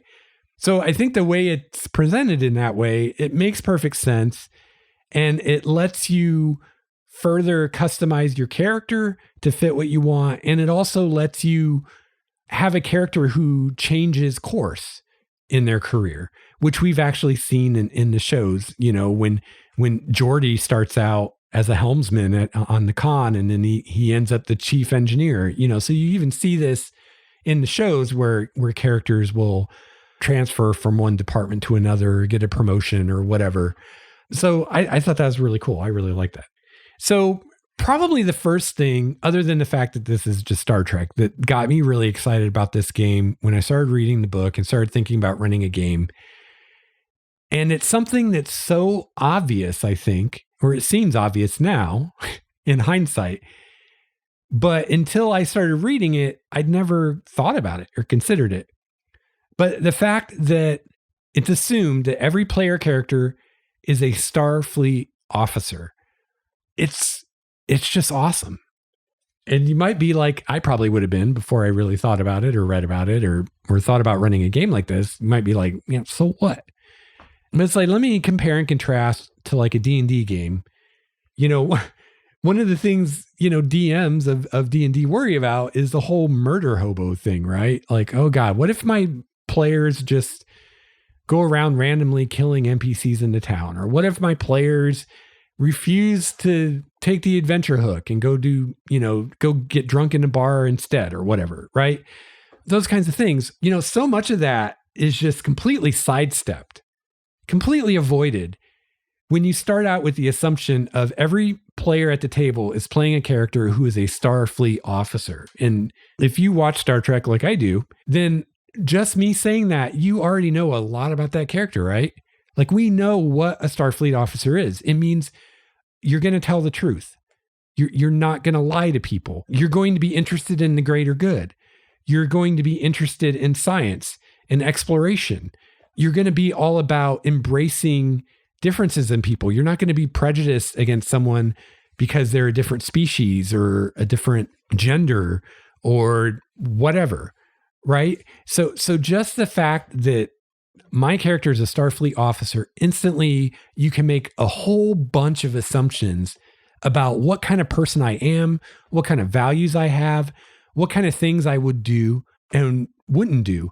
And you notice that there's no way a Starfleet officer would ever be a murder hobo. Not if they're upholding the ideals of Starfleet, right? Now you could think of examples of, Starfleet officers who go bad. But if you think of any Starfleet officer that you know of who's hasn't gone to the dark side and left Starfleet or betrayed their command or whatever, they're not going to be a murder hobo, right? They're not going to have that kind of behavior. So that was the first thing is, wow, that's super cool. And it ties all the characters together because they all have this, they're all Starfleet officers. They all went to the academy. They all shared some of the same experiences of being in the academy. Maybe they weren't there together, but they all attended. They all went through the Kobayashi Maru test and all of that. So right away, your characters have all this common ground. Then in a lot of other games, you'd have to come up with. And you also have some guidance as far as how they're going to interact within the group with one another because they also have ranks. So one character might be the captain, another character might be a commander, another character might be a lieutenant, another character might be an ensign. So right there, already baked in is, who will tend to take charge, who will tend to listen to who, it's all already there. And things that just by building your character, you're already going to know these things. Just super cool. Another great thing about this is, okay, so all the player characters are Starfleet officers. They're all serving on a starship. They're all bridge officers. Planning for the campaign, planning for the adventures or missions, as we probably call them in Star Trek, it becomes so much easier. Again, you don't have to worry about how do I get the players hooked into this adventure? What do I do if they don't take the hook? The hook is the admiral calling the captain and saying, here's your mission, captain. Right? I mean, they could refuse it. And there's actually mechanics in the game for the characters not obeying orders or not doing what their objective is. But, most of the time the captain's going to do what the admiral orders them to do. Right? They're going to complete their mission. So it just, I don't know, in planning for this game, it just felt so freeing that I didn't have to worry about any of that. I didn't have to worry about tying the player characters together. I didn't have to worry about how am I going to get them into the first adventure or how am I going to get them from the first adventure to the second adventure. I didn't have to worry about any of that. I just decided what adventure I wanted to run. And then I started the adventure with the captain getting hailed by the admiral and telling him what needed to be done, what their mission was. And then it was up to them how they fulfilled the mission. The other great thing about that is with the mission, you have mission objectives. Some missions might have a couple objectives. Some may have 5 or 6. So that's basically you giving the players the win conditions for this adventure, right? For this mission. It's like, if you want to succeed at this mission, here's what's expected of you. So for instance, the mission I ran, they were responding to a distress call of a Federation ship that had been caught on the wrong side of the Romulan neutral zone and been attacked by a Romulan warbird. And so some of their objectives were to avoid war with the Romulans. An objective was to avoid Federation technology, namely this other ship, from falling into Romulan hands, and to avoid escalating the situation, things like that. So they had multiple objectives, as well as the prime directive, which is always a directive or objective of a mission. So it just makes it really easy as a GM to plan, what the adventures are going to be. And you can even plan an arc of numerous adventures chained together because you can control, what adventures they go on or what missions they go on. And it also allows you to more focus the players in on this is what you need to do to succeed through their directives or objectives or orders that they're given for that mission. And, there's still player agency because they have to decide how they're going to carry out the mission and how they're going to achieve their objectives, just like I imagine it would be for someone in the military in real life when they're in charge of a team and they're given a mission. It's they have objectives that they're supposed to realize and parameters they're supposed to work within. But other than that, it's up to them how they do it. And they're able to, as the situation develops on the fly, respond and adapt and blah, blah, blah, blah, blah. I assume I haven't been in the military myself, but I assume that's kind of how it works. So it makes sense. And, it's like maybe you don't have as much agency as you would in a D&D game where you can just be a murder hobo, but you have at least as much agency as you have in real life, which I think should be enough for people. So yeah, I thought it was really great and it was really exciting. And I just can't even tell you what a load off it was not to have to worry about all this stuff, just because we can assume all the players are Starfleet officers. They're all going to behave under a certain code, and they're all going to be trying to achieve their mission, whatever the mission of the week is. Just keeps things really focused without you having to make things feel railroaded or contrived, because it's all part of this reality that we're buying into, which is we're Starfleet officers on a starship. And this is how we've seen it work in countless episodes and movies. You get orders from Starfleet and then you go carry out your orders. And sometimes the captain doesn't follow the orders, usually for a really good reason. And sometimes the superiors are like, hey, you're right, Jean-Luc, you made the right choice. You made the right call. Sometimes they're not happy. Sometimes they're like, Captain Sisko, we actually don't like what you did there. And now you're in trouble. And we've seen that with lower ranks too, right? Like sometimes someone doesn't follow an order and they get a slap on the wrist. Sometimes they don't follow an order and they get thrown in the brig. And sometimes they don't follow an order and their superior says, actually, not following the order was the right thing to do. And they get a commendation. Any of those things could happen. It all depends on the situation and the circumstances. So part of this is characters can get commendations and promotions, and they can get disciplinary action. And this is really cool because this is, you as a GM through Starfleet, through the admiral that the captain answers to of the ship, send the players on a mission, and they hopefully succeed in their mission. And then they submit their reports to Starfleet, right? We've seen all this in the shows. Well, then Starfleet evaluates them on how they did, or probably more to the point, Starfleet evaluates the captain, and then the captain evaluates his or her crew, right?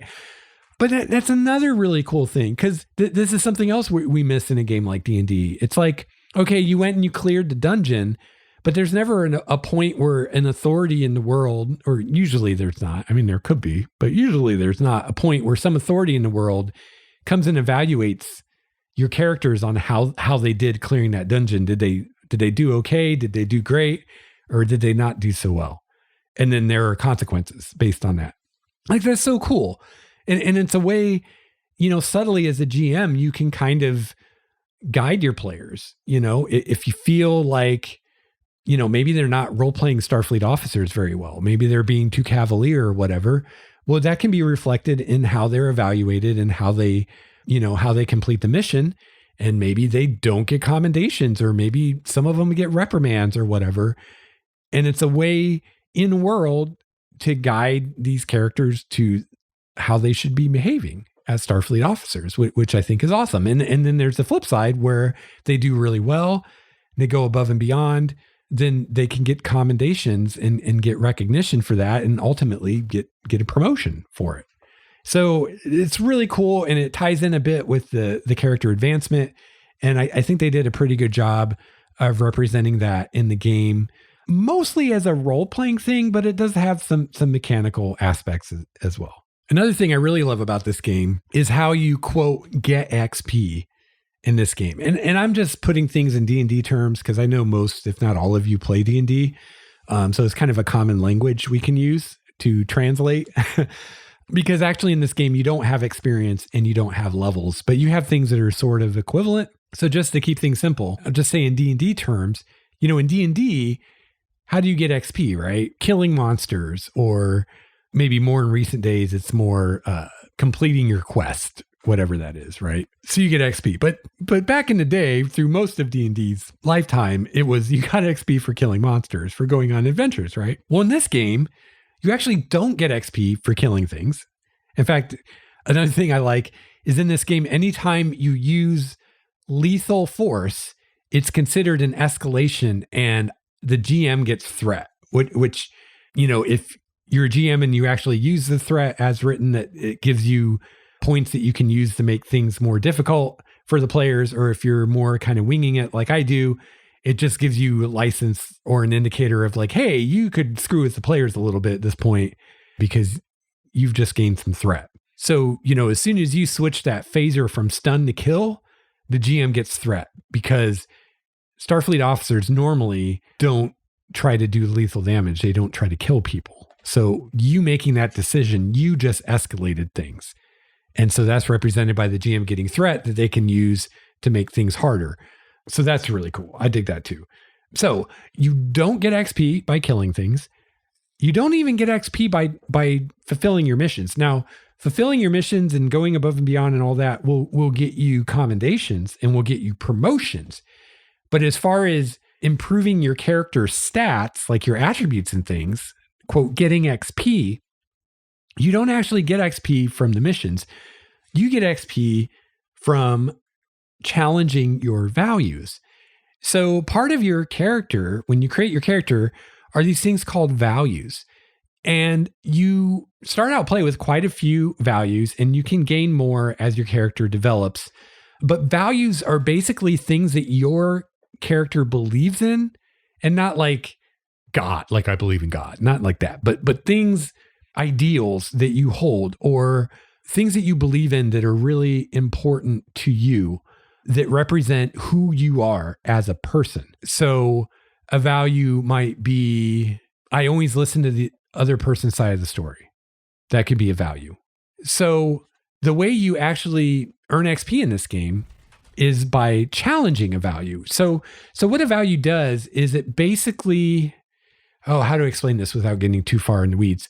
It basically is a way that you can get some free successes on a roll. So basically, if you're making a roll and you can argue that your value would help you with that, then you can spend what's called determination, which gives you 2 automatic successes before you even roll any dice. So if my value is I'll always listen to the other side of the story, maybe I'm in a situation where I'm in an argument with someone and I'm trying to convince them of my point of view. I might say to the GM, hey, I have this value. I always listen to the other person's side of the story. Could this come into play here? Could this help me here?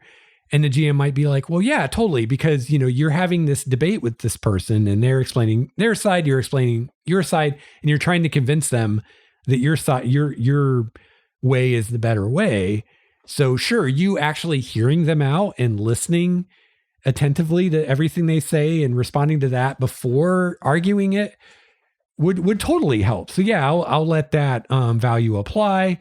So now you get these 2 free successes on the roll because your value of always hearing the other side of the story directly applies to this situation and makes it easier for you. However, it could also in some way be a hindrance to you.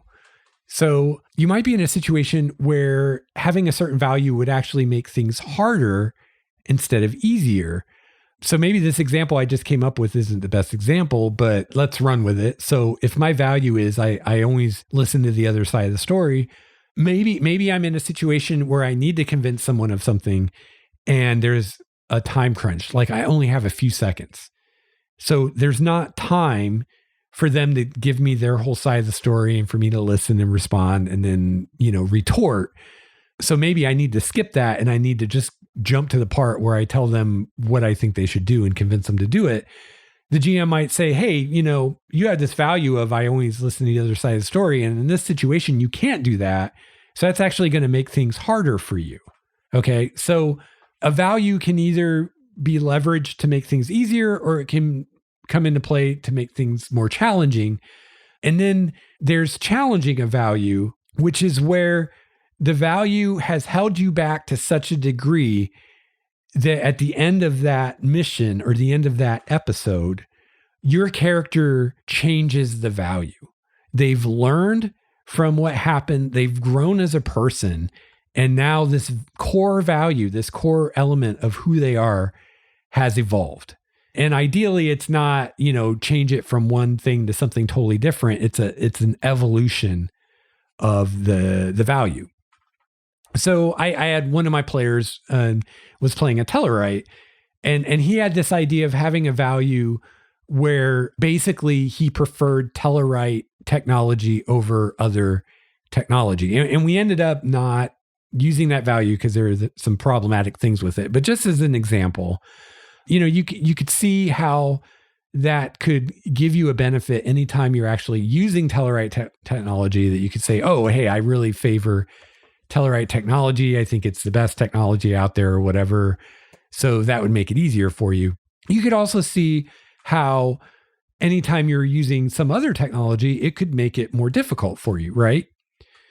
Well, a way that you could actually challenge that value is maybe this character gets into a situation where Tellarite technology actually isn't the best answer. Maybe there's a Vulcan technology for what needs to happen that's actually better. And the character is forced by the situation to acknowledge that and to realize, hey, actually in this instance, this Vulcan technology was actually way better. And if I would have just used the Tellarite technology, we would have been totally screwed. So that's a situation where the player could challenge that value and say, I don't think my character believes that anymore. So maybe after that story is over, the character or the player might change that value to I'm most comfortable with Tellarite technology, to show that, I no longer think it's always the best like I used to, but I still have far more experience with it. So I'm still more comfortable with Tellarite technology, but I no longer think it's necessarily better than other technology. And then maybe further down the line, that value could be challenged again, and it could be evolved even further from that.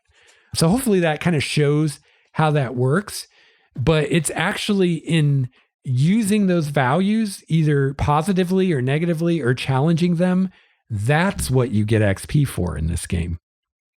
So I always view the character advancement in a game and how that works as kind of the carrot that the game uses to encourage the type of gameplay that game wants. So if you have a game like D&D where you get XP by killing monsters, and that's how you level up and that's how your character grows, then that game is encouraging you to kill monsters. And this is a game about killing monsters, right? So in Star Trek, it makes sense that this game isn't about killing monsters. Really, if you think about Star Trek, what it's really about, what the character arcs are really about, always or usually, if not always, is growth of that character as a person, them learning to become a better person. I mean, Starfleet officers, we've already talked about, are already pretty great people, especially in this day and age. But even so, that's not enough. They're always trying to improve. They're always trying to grow. Like, for instance, Geordi going from being the helmsman to the chief engineer. That's a growth in responsibility. Now he's responsible for, an entire part of the ship, an entire part of the crew. And as part of that, he has to train officers and he has to deal with officers like Barclay who are under him and have problems. And he has to learn how to deal with that. So he grows as a person as part of that. And really, I would say that the story of Geordi's character is much more about that and him learning to deal with people like Barclay that are under his command, and him learning to be able to get along romantically with women and things like that. That is what his character story is about, much more than him becoming the chief engineer, and getting better at pushing buttons, right? So it makes sense in a game about Star Trek that that's what the game would focus on. And that's what the game would encourage you to do to advance your character, is to grow your character as a person through these values. And I think that's super cool. Another thing I really like about this game, and this isn't at all innovative or new, I've seen this in other games and I always like it whenever I see it, is they approach running an RPG through the lens of a TV series. And, so a game session is like an episode of a TV series. And the adventure that you're running or the mission that you're running would be like an episode, or it might be a 2 or 3 episode arc in modern series. And then the quote campaign as a whole might be the arc of a season or multiple seasons of the show. And I think this works really well. And I think the first time I saw this kind of approach was in the White Wolf games, where they always approached things in that way, thinking in scenes instead of an encounter, and thinking in acts and things like that. And maybe it's because I'm a writer myself. Maybe it's because I'm really into movies. I don't know. But to me, that just really appeals to me and makes a lot of sense. And for me, it's an easier way to approach, how do I come up with a game session, or how do I come up with a campaign if I think about it in those terms? It makes it a lot easier, more approachable, and makes more sense to me. So we have episodes and scenes. We've got season arcs. We've got character arcs is another thing that's considered.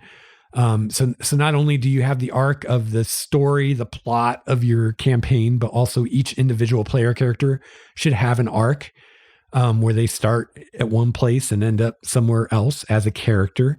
Also, the balance of different types of episodes. So you think about like Star Trek: The Next Generation, there are some episodes where they, fight the Romulans, and there's ship battles. There's some episodes where they explore a new planet that has some strange, plant life on it. Or there's episodes where they make first contact with a new sentient alien species. Or there's episodes where something goes wrong with something on the ship and they have to fix it. There's episodes, where they have a diplomatic mission where they have to negotiate a treaty between two parties or whatever. So, in the same way that in The Next Generation, there's all these different types of episodes you could come up with that they've done. You can do the same kind of thing with your game, with the missions that you run. So you're not always doing the same thing, and it keep things interesting. So I thought that was a really great way to approach that and think about that. So, you could have missions that focus on exploration, combat, diplomacy, character conflict, mystery, etc. I think that overall the game, and even more specifically the published adventures for it, did a really good job of capturing the feel of like episodes of Next Generation. And I really appreciate that. And I think some of the adventures are actually really good. They just could be laid out better so that they're easier to run at the table. But they've got some great adventures that are just like an episode of Next Generation or something. It's really cool. I really like how the game is able to handle having things going on simultaneously in different locations. So, in D&D, there's this cliche of don't split the party, right? And there's various reasons for that. But this game's the opposite of that. I mean, you think about it, you think about The Next Generation. If one of the characters is playing Captain Picard and one of the characters is playing Commander Riker, or one of the players, I should say, then anytime there's an away mission, those two characters are not going to be in the same place. Picard is going to be on the ship and Riker is going to be on the planet or on the alien ship or on the space station or whatever it is. So just the needs of that, of representing Star Trek, it's like right away, you need to be able to have things going on in two different places simultaneously. Like you've got the characters who are on the ship and the characters who are down on the planet or whatever it is. And this game actually handles that really well. And part of the reason they do that, and one thing that I really like, is they have this idea of supporting characters, which are what in a lot of games would be NPCs, but they're NPCs that the players can play at any time. And they're not as fleshed out as a PC. So they're like a 5th edition D&D NPC where they're like a trimmed down version of a player character, but even more trimmed down than what they are in D&D. But the players, they can be created on the fly during play pretty quickly. And the players can create them together as a group or or whatever. And the idea is you have these pool of characters who are other important characters on the ship that the players aren't playing. So for instance, in my group, no one was playing the science officer. So we came up with a supporting character who was the science officer of the ship, Lieutenant Saleya. And so she was a character that any of the players could play. And so the idea is if ever the GM is running a scene and your character isn't in that scene, you can play a supporting character who is in the scene. Or if you can make one up. So you could play one of the security officers on the away team. Or if it's a scene in engineering, you could play one of the engineers. And so that way, any scene that the GM is running, all the players can be involved, even if their main character isn't. And as you play these supporting characters, you get to develop them more. So each time a player plays one of these characters, they get to add another level to that character. Not a level like a D&D level, but like a layer of an onion. They get to add another aspect to that character. So the more that character gets played, the more the character gets fleshed out and developed. But that way, in the very beginning, you don't have to come up with all that at once. You just come up with a couple things about the character and boom, you're off and running. That's really cool. That's a really cool idea. So in our game, one of the players was playing the captain, and in the mission that I ran, most of the mission took place on this other ship. And so during those scenes, that player was actually playing a medical officer. So yeah, I think that can work really well. And it's a way to keep all the players engaged all the time. So you don't have a couple players that aren't in that scene that now they're checked out and they're not even paying attention to what's going on anymore. And they're not bored because they can still play a character. Now, we only played a few sessions, so more play testing is needed here. But in my experience, I felt like these were underutilized. I felt that the players seemed really reluctant to use them, and really only use them when I prodded them to. So I think part of that could just be not being used to it and not being used to that being an option. And so the solution I came up with that we're going to do before I run this again is I'm going to have each of the players make one of these supporting characters with me one-on-one. So they have at least one of these characters that they made themselves that they kind of know and can feel comfortable with. So at the very least, they can play that one if they want. Another possible downside of this is some players just may not want to play multiple characters, and some groups may just not want to deal with it. So yeah. So that's one of the ways that you can handle, or you're able to do, a scene with the characters on the bridge of the ship at the same time other characters are on the planet and they're working together to solve a problem, is players can have characters in both of those scenes and both of those locations using these supporting characters. The other way that the game lets you do that is the way the initiative and turn order is handled. And I may just start doing this in other games as well, because I really like the simplicity and elegance of how it works. So basically the way the turn order works in the game and the way initiative works is you never have to roll for initiative. Yay! You all know how much I hate rolling for initiative and how that takes up so much time at the beginning of an encounter. So I do it at other times. But in this game, there is no such thing as rolling for initiative. So the way it works is most of the time when you get into a point where you want to track things turn by turn, where in most games you would roll initiative, usually you let the players go first, unless there's a good reason that an NPC would go first. Kind of the way I look at it is whoever initiates the scene. So if we're talking about things going into a combat, right? Like usually you'll have a player that says or does the thing that's like, okay, now we're going to roll initiative, right? Well, in most games where you'd roll initiative, in this case, that player just does the thing they were going to do. And then from there, it just switches from side to side. So most of the time, first person to act will be a player, and the players get to choose among themselves who acts. So let's say the players are having an argument with some NPCs, and let's say my player Brett decides he's going to punch one of the NPCs in the face. This is a terrible example because this probably wouldn't happen in the Star Trek game, but just as an easy example. So right now, okay, boom, now we've gone into combat, right? Because Brett's going to punch someone. So I say, okay, combat starts. Brett has the first action because he's the one that said, I'm going to punch this guy in the face. He takes his action, we resolve it, and now it would go to me, the GM, and I would have one of my NPCs go. And then it would go back to the players. And then one of the players other than Brett would go, and it'd be up to them who goes next. And we keep going back and forth until all the players have gone. And then until all the NPCs have gone. And then we start a new round. And each round, the players get to decide who goes in what order. So just because Brett went first in the first round doesn't mean he has to go first in the second round. And so the way it works, it's really easy. You could have some of the characters on the bridge of the ship, some of the characters on a planet, and even some of the characters in a shuttlecraft all at the same time, all dealing with the situation at the same time. And you can easily go back and forth between the players and the non-player characters. And it's super easy. And there's no initiative order to track. All you have to remember is who's already taken a turn that turn, because once everyone's taken a turn, then their side is done for that round. And yeah, it's super easy and fast, and it doesn't slow down the game even a moment. Even my initiative system, where I have people roll initiative at the beginning of the session, when Brett throws that punch, I still got to pull up the initiative order, which might take a second.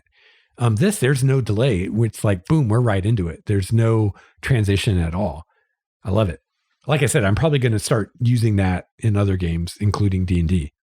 All right. So to close this out, let me talk a little bit about how we can approach these kinds of things in other games, because, I know not everybody out there is going to want to run or play Star Trek, especially after what I had to say about the books of the game.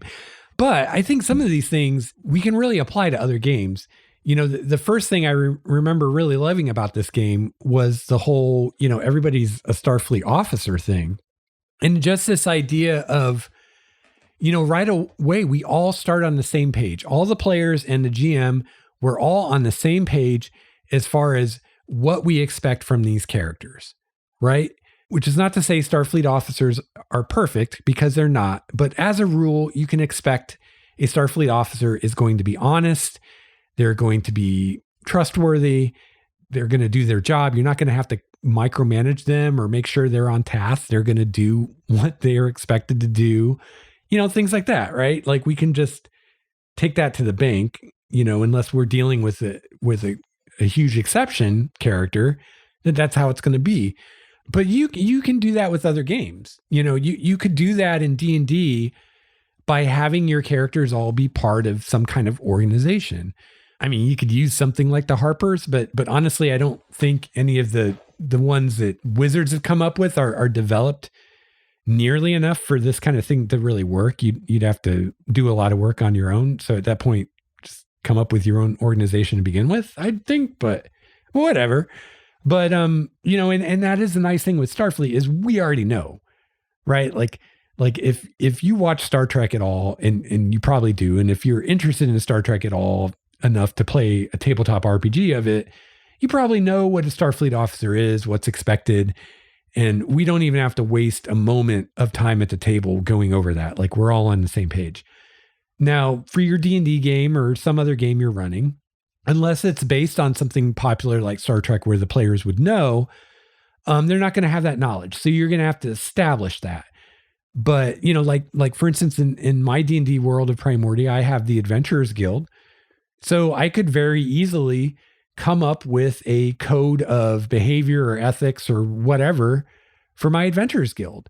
And I would want to make that as short and concise as possible, because I'm going to expect the players to know it and live by it, but provide that to the players and be like, here are the oaths you swore when you joined the guild, and you're expected to live by them. And you can, through that, eliminate, your murder hobo stuff if you wanted to, or eliminate whatever, you don't want to see, whatever kind of behavior you don't want to see. You could eliminate that by having the player characters be part of an organization where that kind of thing just isn't going to fly. and then spell that out to the players, have some kind of charter for your guild or whatever, code of conduct or whatever, and just let them know, look, as part of this campaign, you're all part of this organization. And as part of that, this is what's expected of your character. So please build a character that would fit that. So yeah, you don't have to do a Star Trek game to have that. And I think that most games, if you really think about it, there are going to be things like that, right? Like in a D&D game, if all the characters are members of the Queen's Guard, well, surely the Queen's Guard has oaths that they've sworn and a code that they live by, right? And they're, and it surely probably goes beyond just protecting the Queen. It goes into things like telling the truth and always having your armor polished and always having your uniform clean and things like that, right? Just like, again, the military, I was never in the military, but I was in Civil Air Patrol in high school. So I know a little bit that, there are expectations as far as, how you present yourself in your uniform and your hair and things like, there are things above and beyond following orders when you're in the military that are expected of you, how clean your, like I've been watching a lot of stuff about submarines and Navy ships and,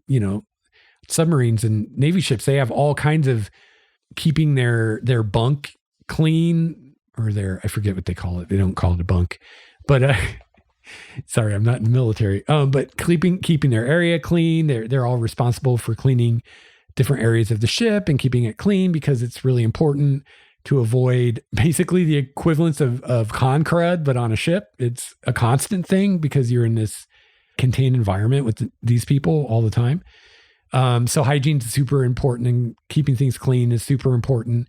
And so they, I was watching a thing on I forget what kind of ship it was, but one of the jobs of the XO on the ship was to check things like that and make sure that things were cleaned the way they were supposed to. So any organization that your player characters might be a member of is going to have expectations. Some of them may not be written down. Some of it may be kind of cultural stuff, that unwritten rules, as they say, right? But you still have to follow them, even if it's an unwritten rule. So I think that's something that you can leverage as a GM in pretty much any game. Just have your player characters be part of some kind of organization that has some standards of behavior and what they can do and what they can't and how they should conduct themselves. And yeah, hold the characters to it. And then boom, there you go. No more murder hobos or whatever it is you're trying to avoid or whatever it is you're trying to encourage. The other thing I really liked was the fact that Starfleet sends you on missions and then evaluates you on how you performed. And, this dovetails right into what we were just talking about. If you have the player characters as part of some kind of organization, then you can have that organization give them missions or assignments and then have them evaluate them on how well they do and have there be rewards for them going above and beyond what was expected and have there be penalties for them not measuring up. And, not only will that be nice for you as a GM as a way to kind of control and navigate and direct things without taking away player agency or without making it seem ham-fisted. But it's also great for the players because it gives them something to work off of. One of the great ways to inspire creativity is to put on some kind of constraints. If I give you a blank piece of paper and I say, write me a story, you might not know even where to start. But if I start giving you constraints, I say, write me a story about a female character who is lost in the woods and it's getting dark and it's getting cold and she has to figure out how she's going to survive the night. Well, right away, you've got a lot more to work with than when I just gave you a piece of paper and said, write me a story. So it might be easier for you to come up with something now that you have some parameters that you have to stay within. So the same thing, creating a character to role play or deciding how you're going to approach playing this character in a particular game session or adventure is if there are some constraints on you, that can actually be really helpful as a player to help you develop this character and get a feel for this character, especially in the beginning of the campaign. Another thing I really liked about the game was the focus on character growth as in the character of your person, as opposed to just getting stronger or getting more powerful in magic or getting quicker or whatever. And, that's something, again, you can focus on in any game. Even if there isn't a mechanical benefit to that, you can give rewards through storytelling and things that happen in the world. As your character demonstrates that they're trustworthy and honorable and reliable, they get sent on cooler missions and get more responsibilities and win greater rewards because of that, right? So you can find ways, I think, even in a game where there's nothing in the mechanics to reward character growth, as in your character, the character of your person, not a character as in a player character, but your wow, what's the word other than character for that? But your growth as a person, as a human being, right? Or an elf or whatever, you can reward that in a lot of ways that aren't necessarily mechanical. The noble that you answer to notices and appreciates and gives you a title, or the queen that you serve and go on missions for appreciates your integrity and gives you a magic item or whatever. Like, you can find ways to reward that, even if the game doesn't do so. So I would consider doing that because it could add some real depth to the role play at your table. And then one of the other things I really loved is the way it handled the turn order and initiative, and the way it allows you to cut back and forth between things that are happening in different places at the same time if the party is split into different areas. And, again, this is something you can do in other games. There's no reason you can't use this kind of initiative with D&D. I mean, yeah, you could say, well, some characters get a bonus to their initiative, or, your rogue has a really high dex and gets a higher bonus to initiative. And so you're kind of gypping those characters if that no longer matters because you're doing this other initiative and you're not rolling for initiative anymore. And it's like, well, that may be true to some degree, but honestly, I don't really think so, because 9 times out of 10, at least in D&D, your initiative is based on dexterity. And there are already so many things that dexterity applies to. If you're talking a rogue, for instance, they're already getting so many benefits in the game from having a high dexterity, everything from their attack bonus to their damage bonus to their saving throws, their armor class, all kinds of stuff are benefiting from that high dexterity. So taking away the initiative roll, I don't think is going to matter. The only time that would even matter is there are some classes or whatever that will give you a flat bonus to initiative on top of that. And yeah, at that point, that would be meaningless. But you can always just give them something else instead. And there aren't that many instances of that. And honestly, in other games I've played, initiative usually, in my experience, hasn't been as big a deal as it is in D&D as far as like being affected by bonuses and stuff. So I think it'd probably be even easier in other games to just use initiative like it is here. When I used to run Numenera, it had a couple different ways you could approach initiative. And the way I usually did it was the players made a roll, and if they succeeded at the roll, they got to go first. And if they failed, the enemies got to go first.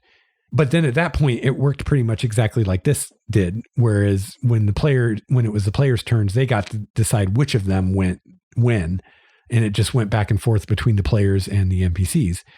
So the only difference with this is there's no roll to determine who goes first. You just say most of the time the players are going to go first, unless it's obvious that an NPC would go first. Like, for instance, if the NPC sucker punches one of the players, then obviously that NPC just went first, and that was the first round of the combat. Or if there's an ambush or something like that. So I think that's a totally great way to handle it. And most of the time, your players are going to be going first, so I don't think they're going to be complaining. They'll probably be better off than they would be if they were rolling for initiative, as far as that goes. And finally, the thing I really liked was the idea of the supporting characters. And I think this is another thing that you could apply to other games.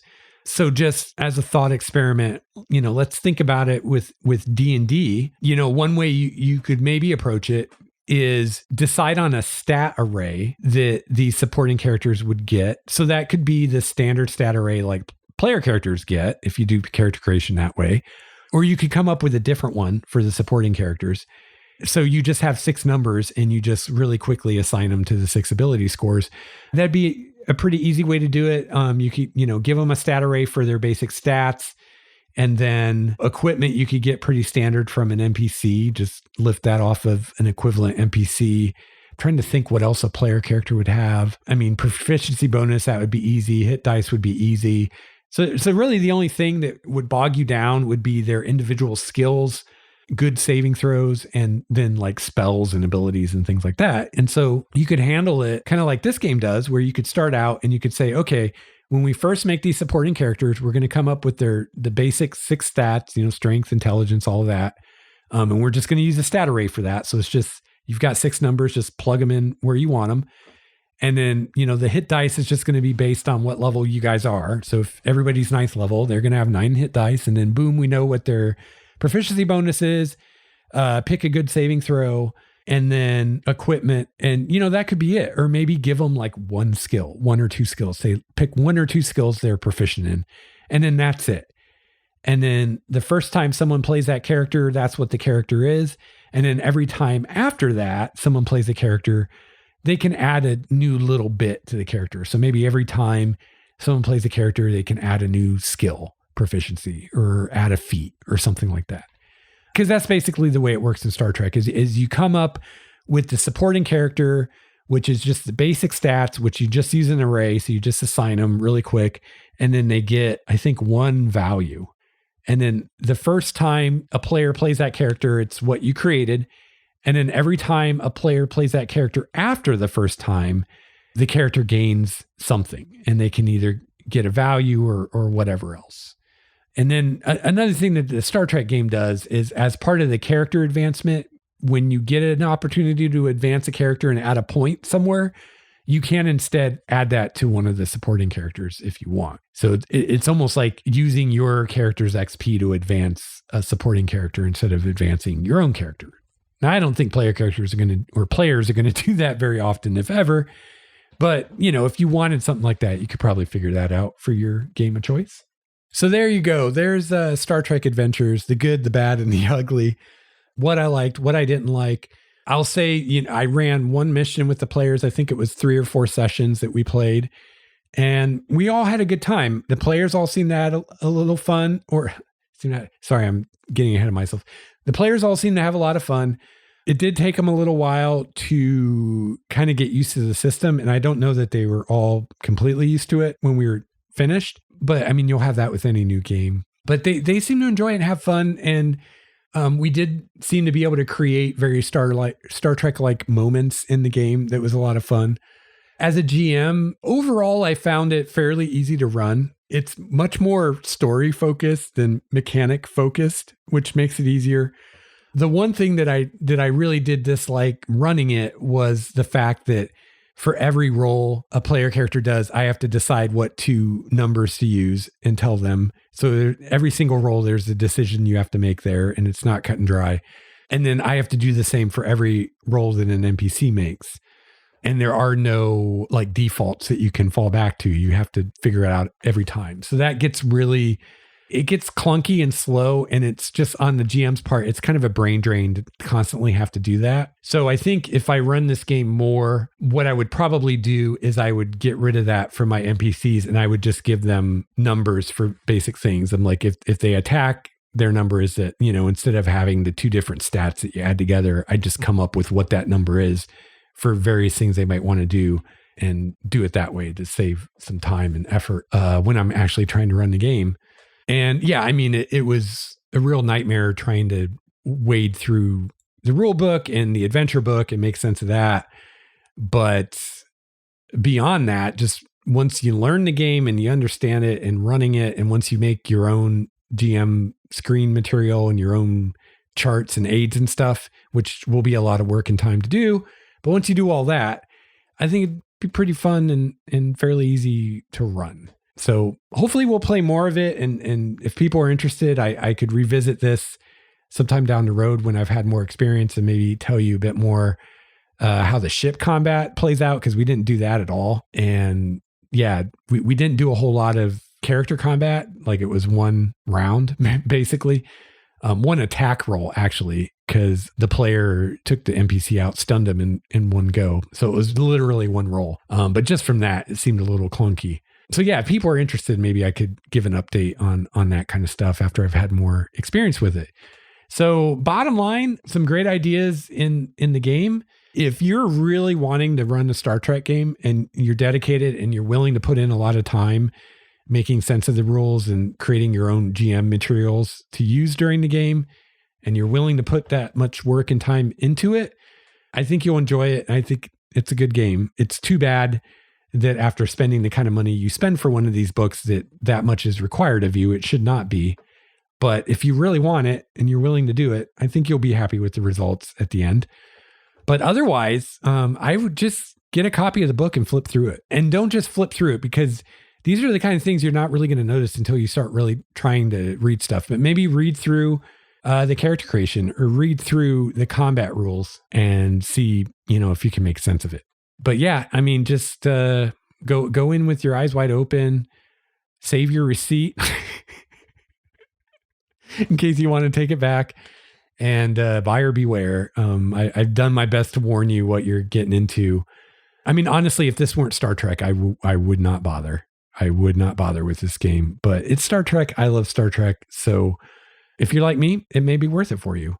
And, I will say that for the most part, all of this is on the GM. I think as a player, you'll probably enjoy the game as long as you have a GM that does the work and understands it and can run it and everything, because most of the issues with the game are really from the perspective of a GM. Although as a player, trying to make sense of this book, you're going to have issues too. But honestly, as a player, ultimately, it doesn't matter because you don't have to understand it. You can just ask the GM when the time comes, right? You're like, I don't really get how this works. So how's this work, GM? Right? But the GM has to kind of figure it out. So yeah, I think your players will have a lot of fun with it. But whether you as the GM will have fun with it, that's the question that you'll have to answer.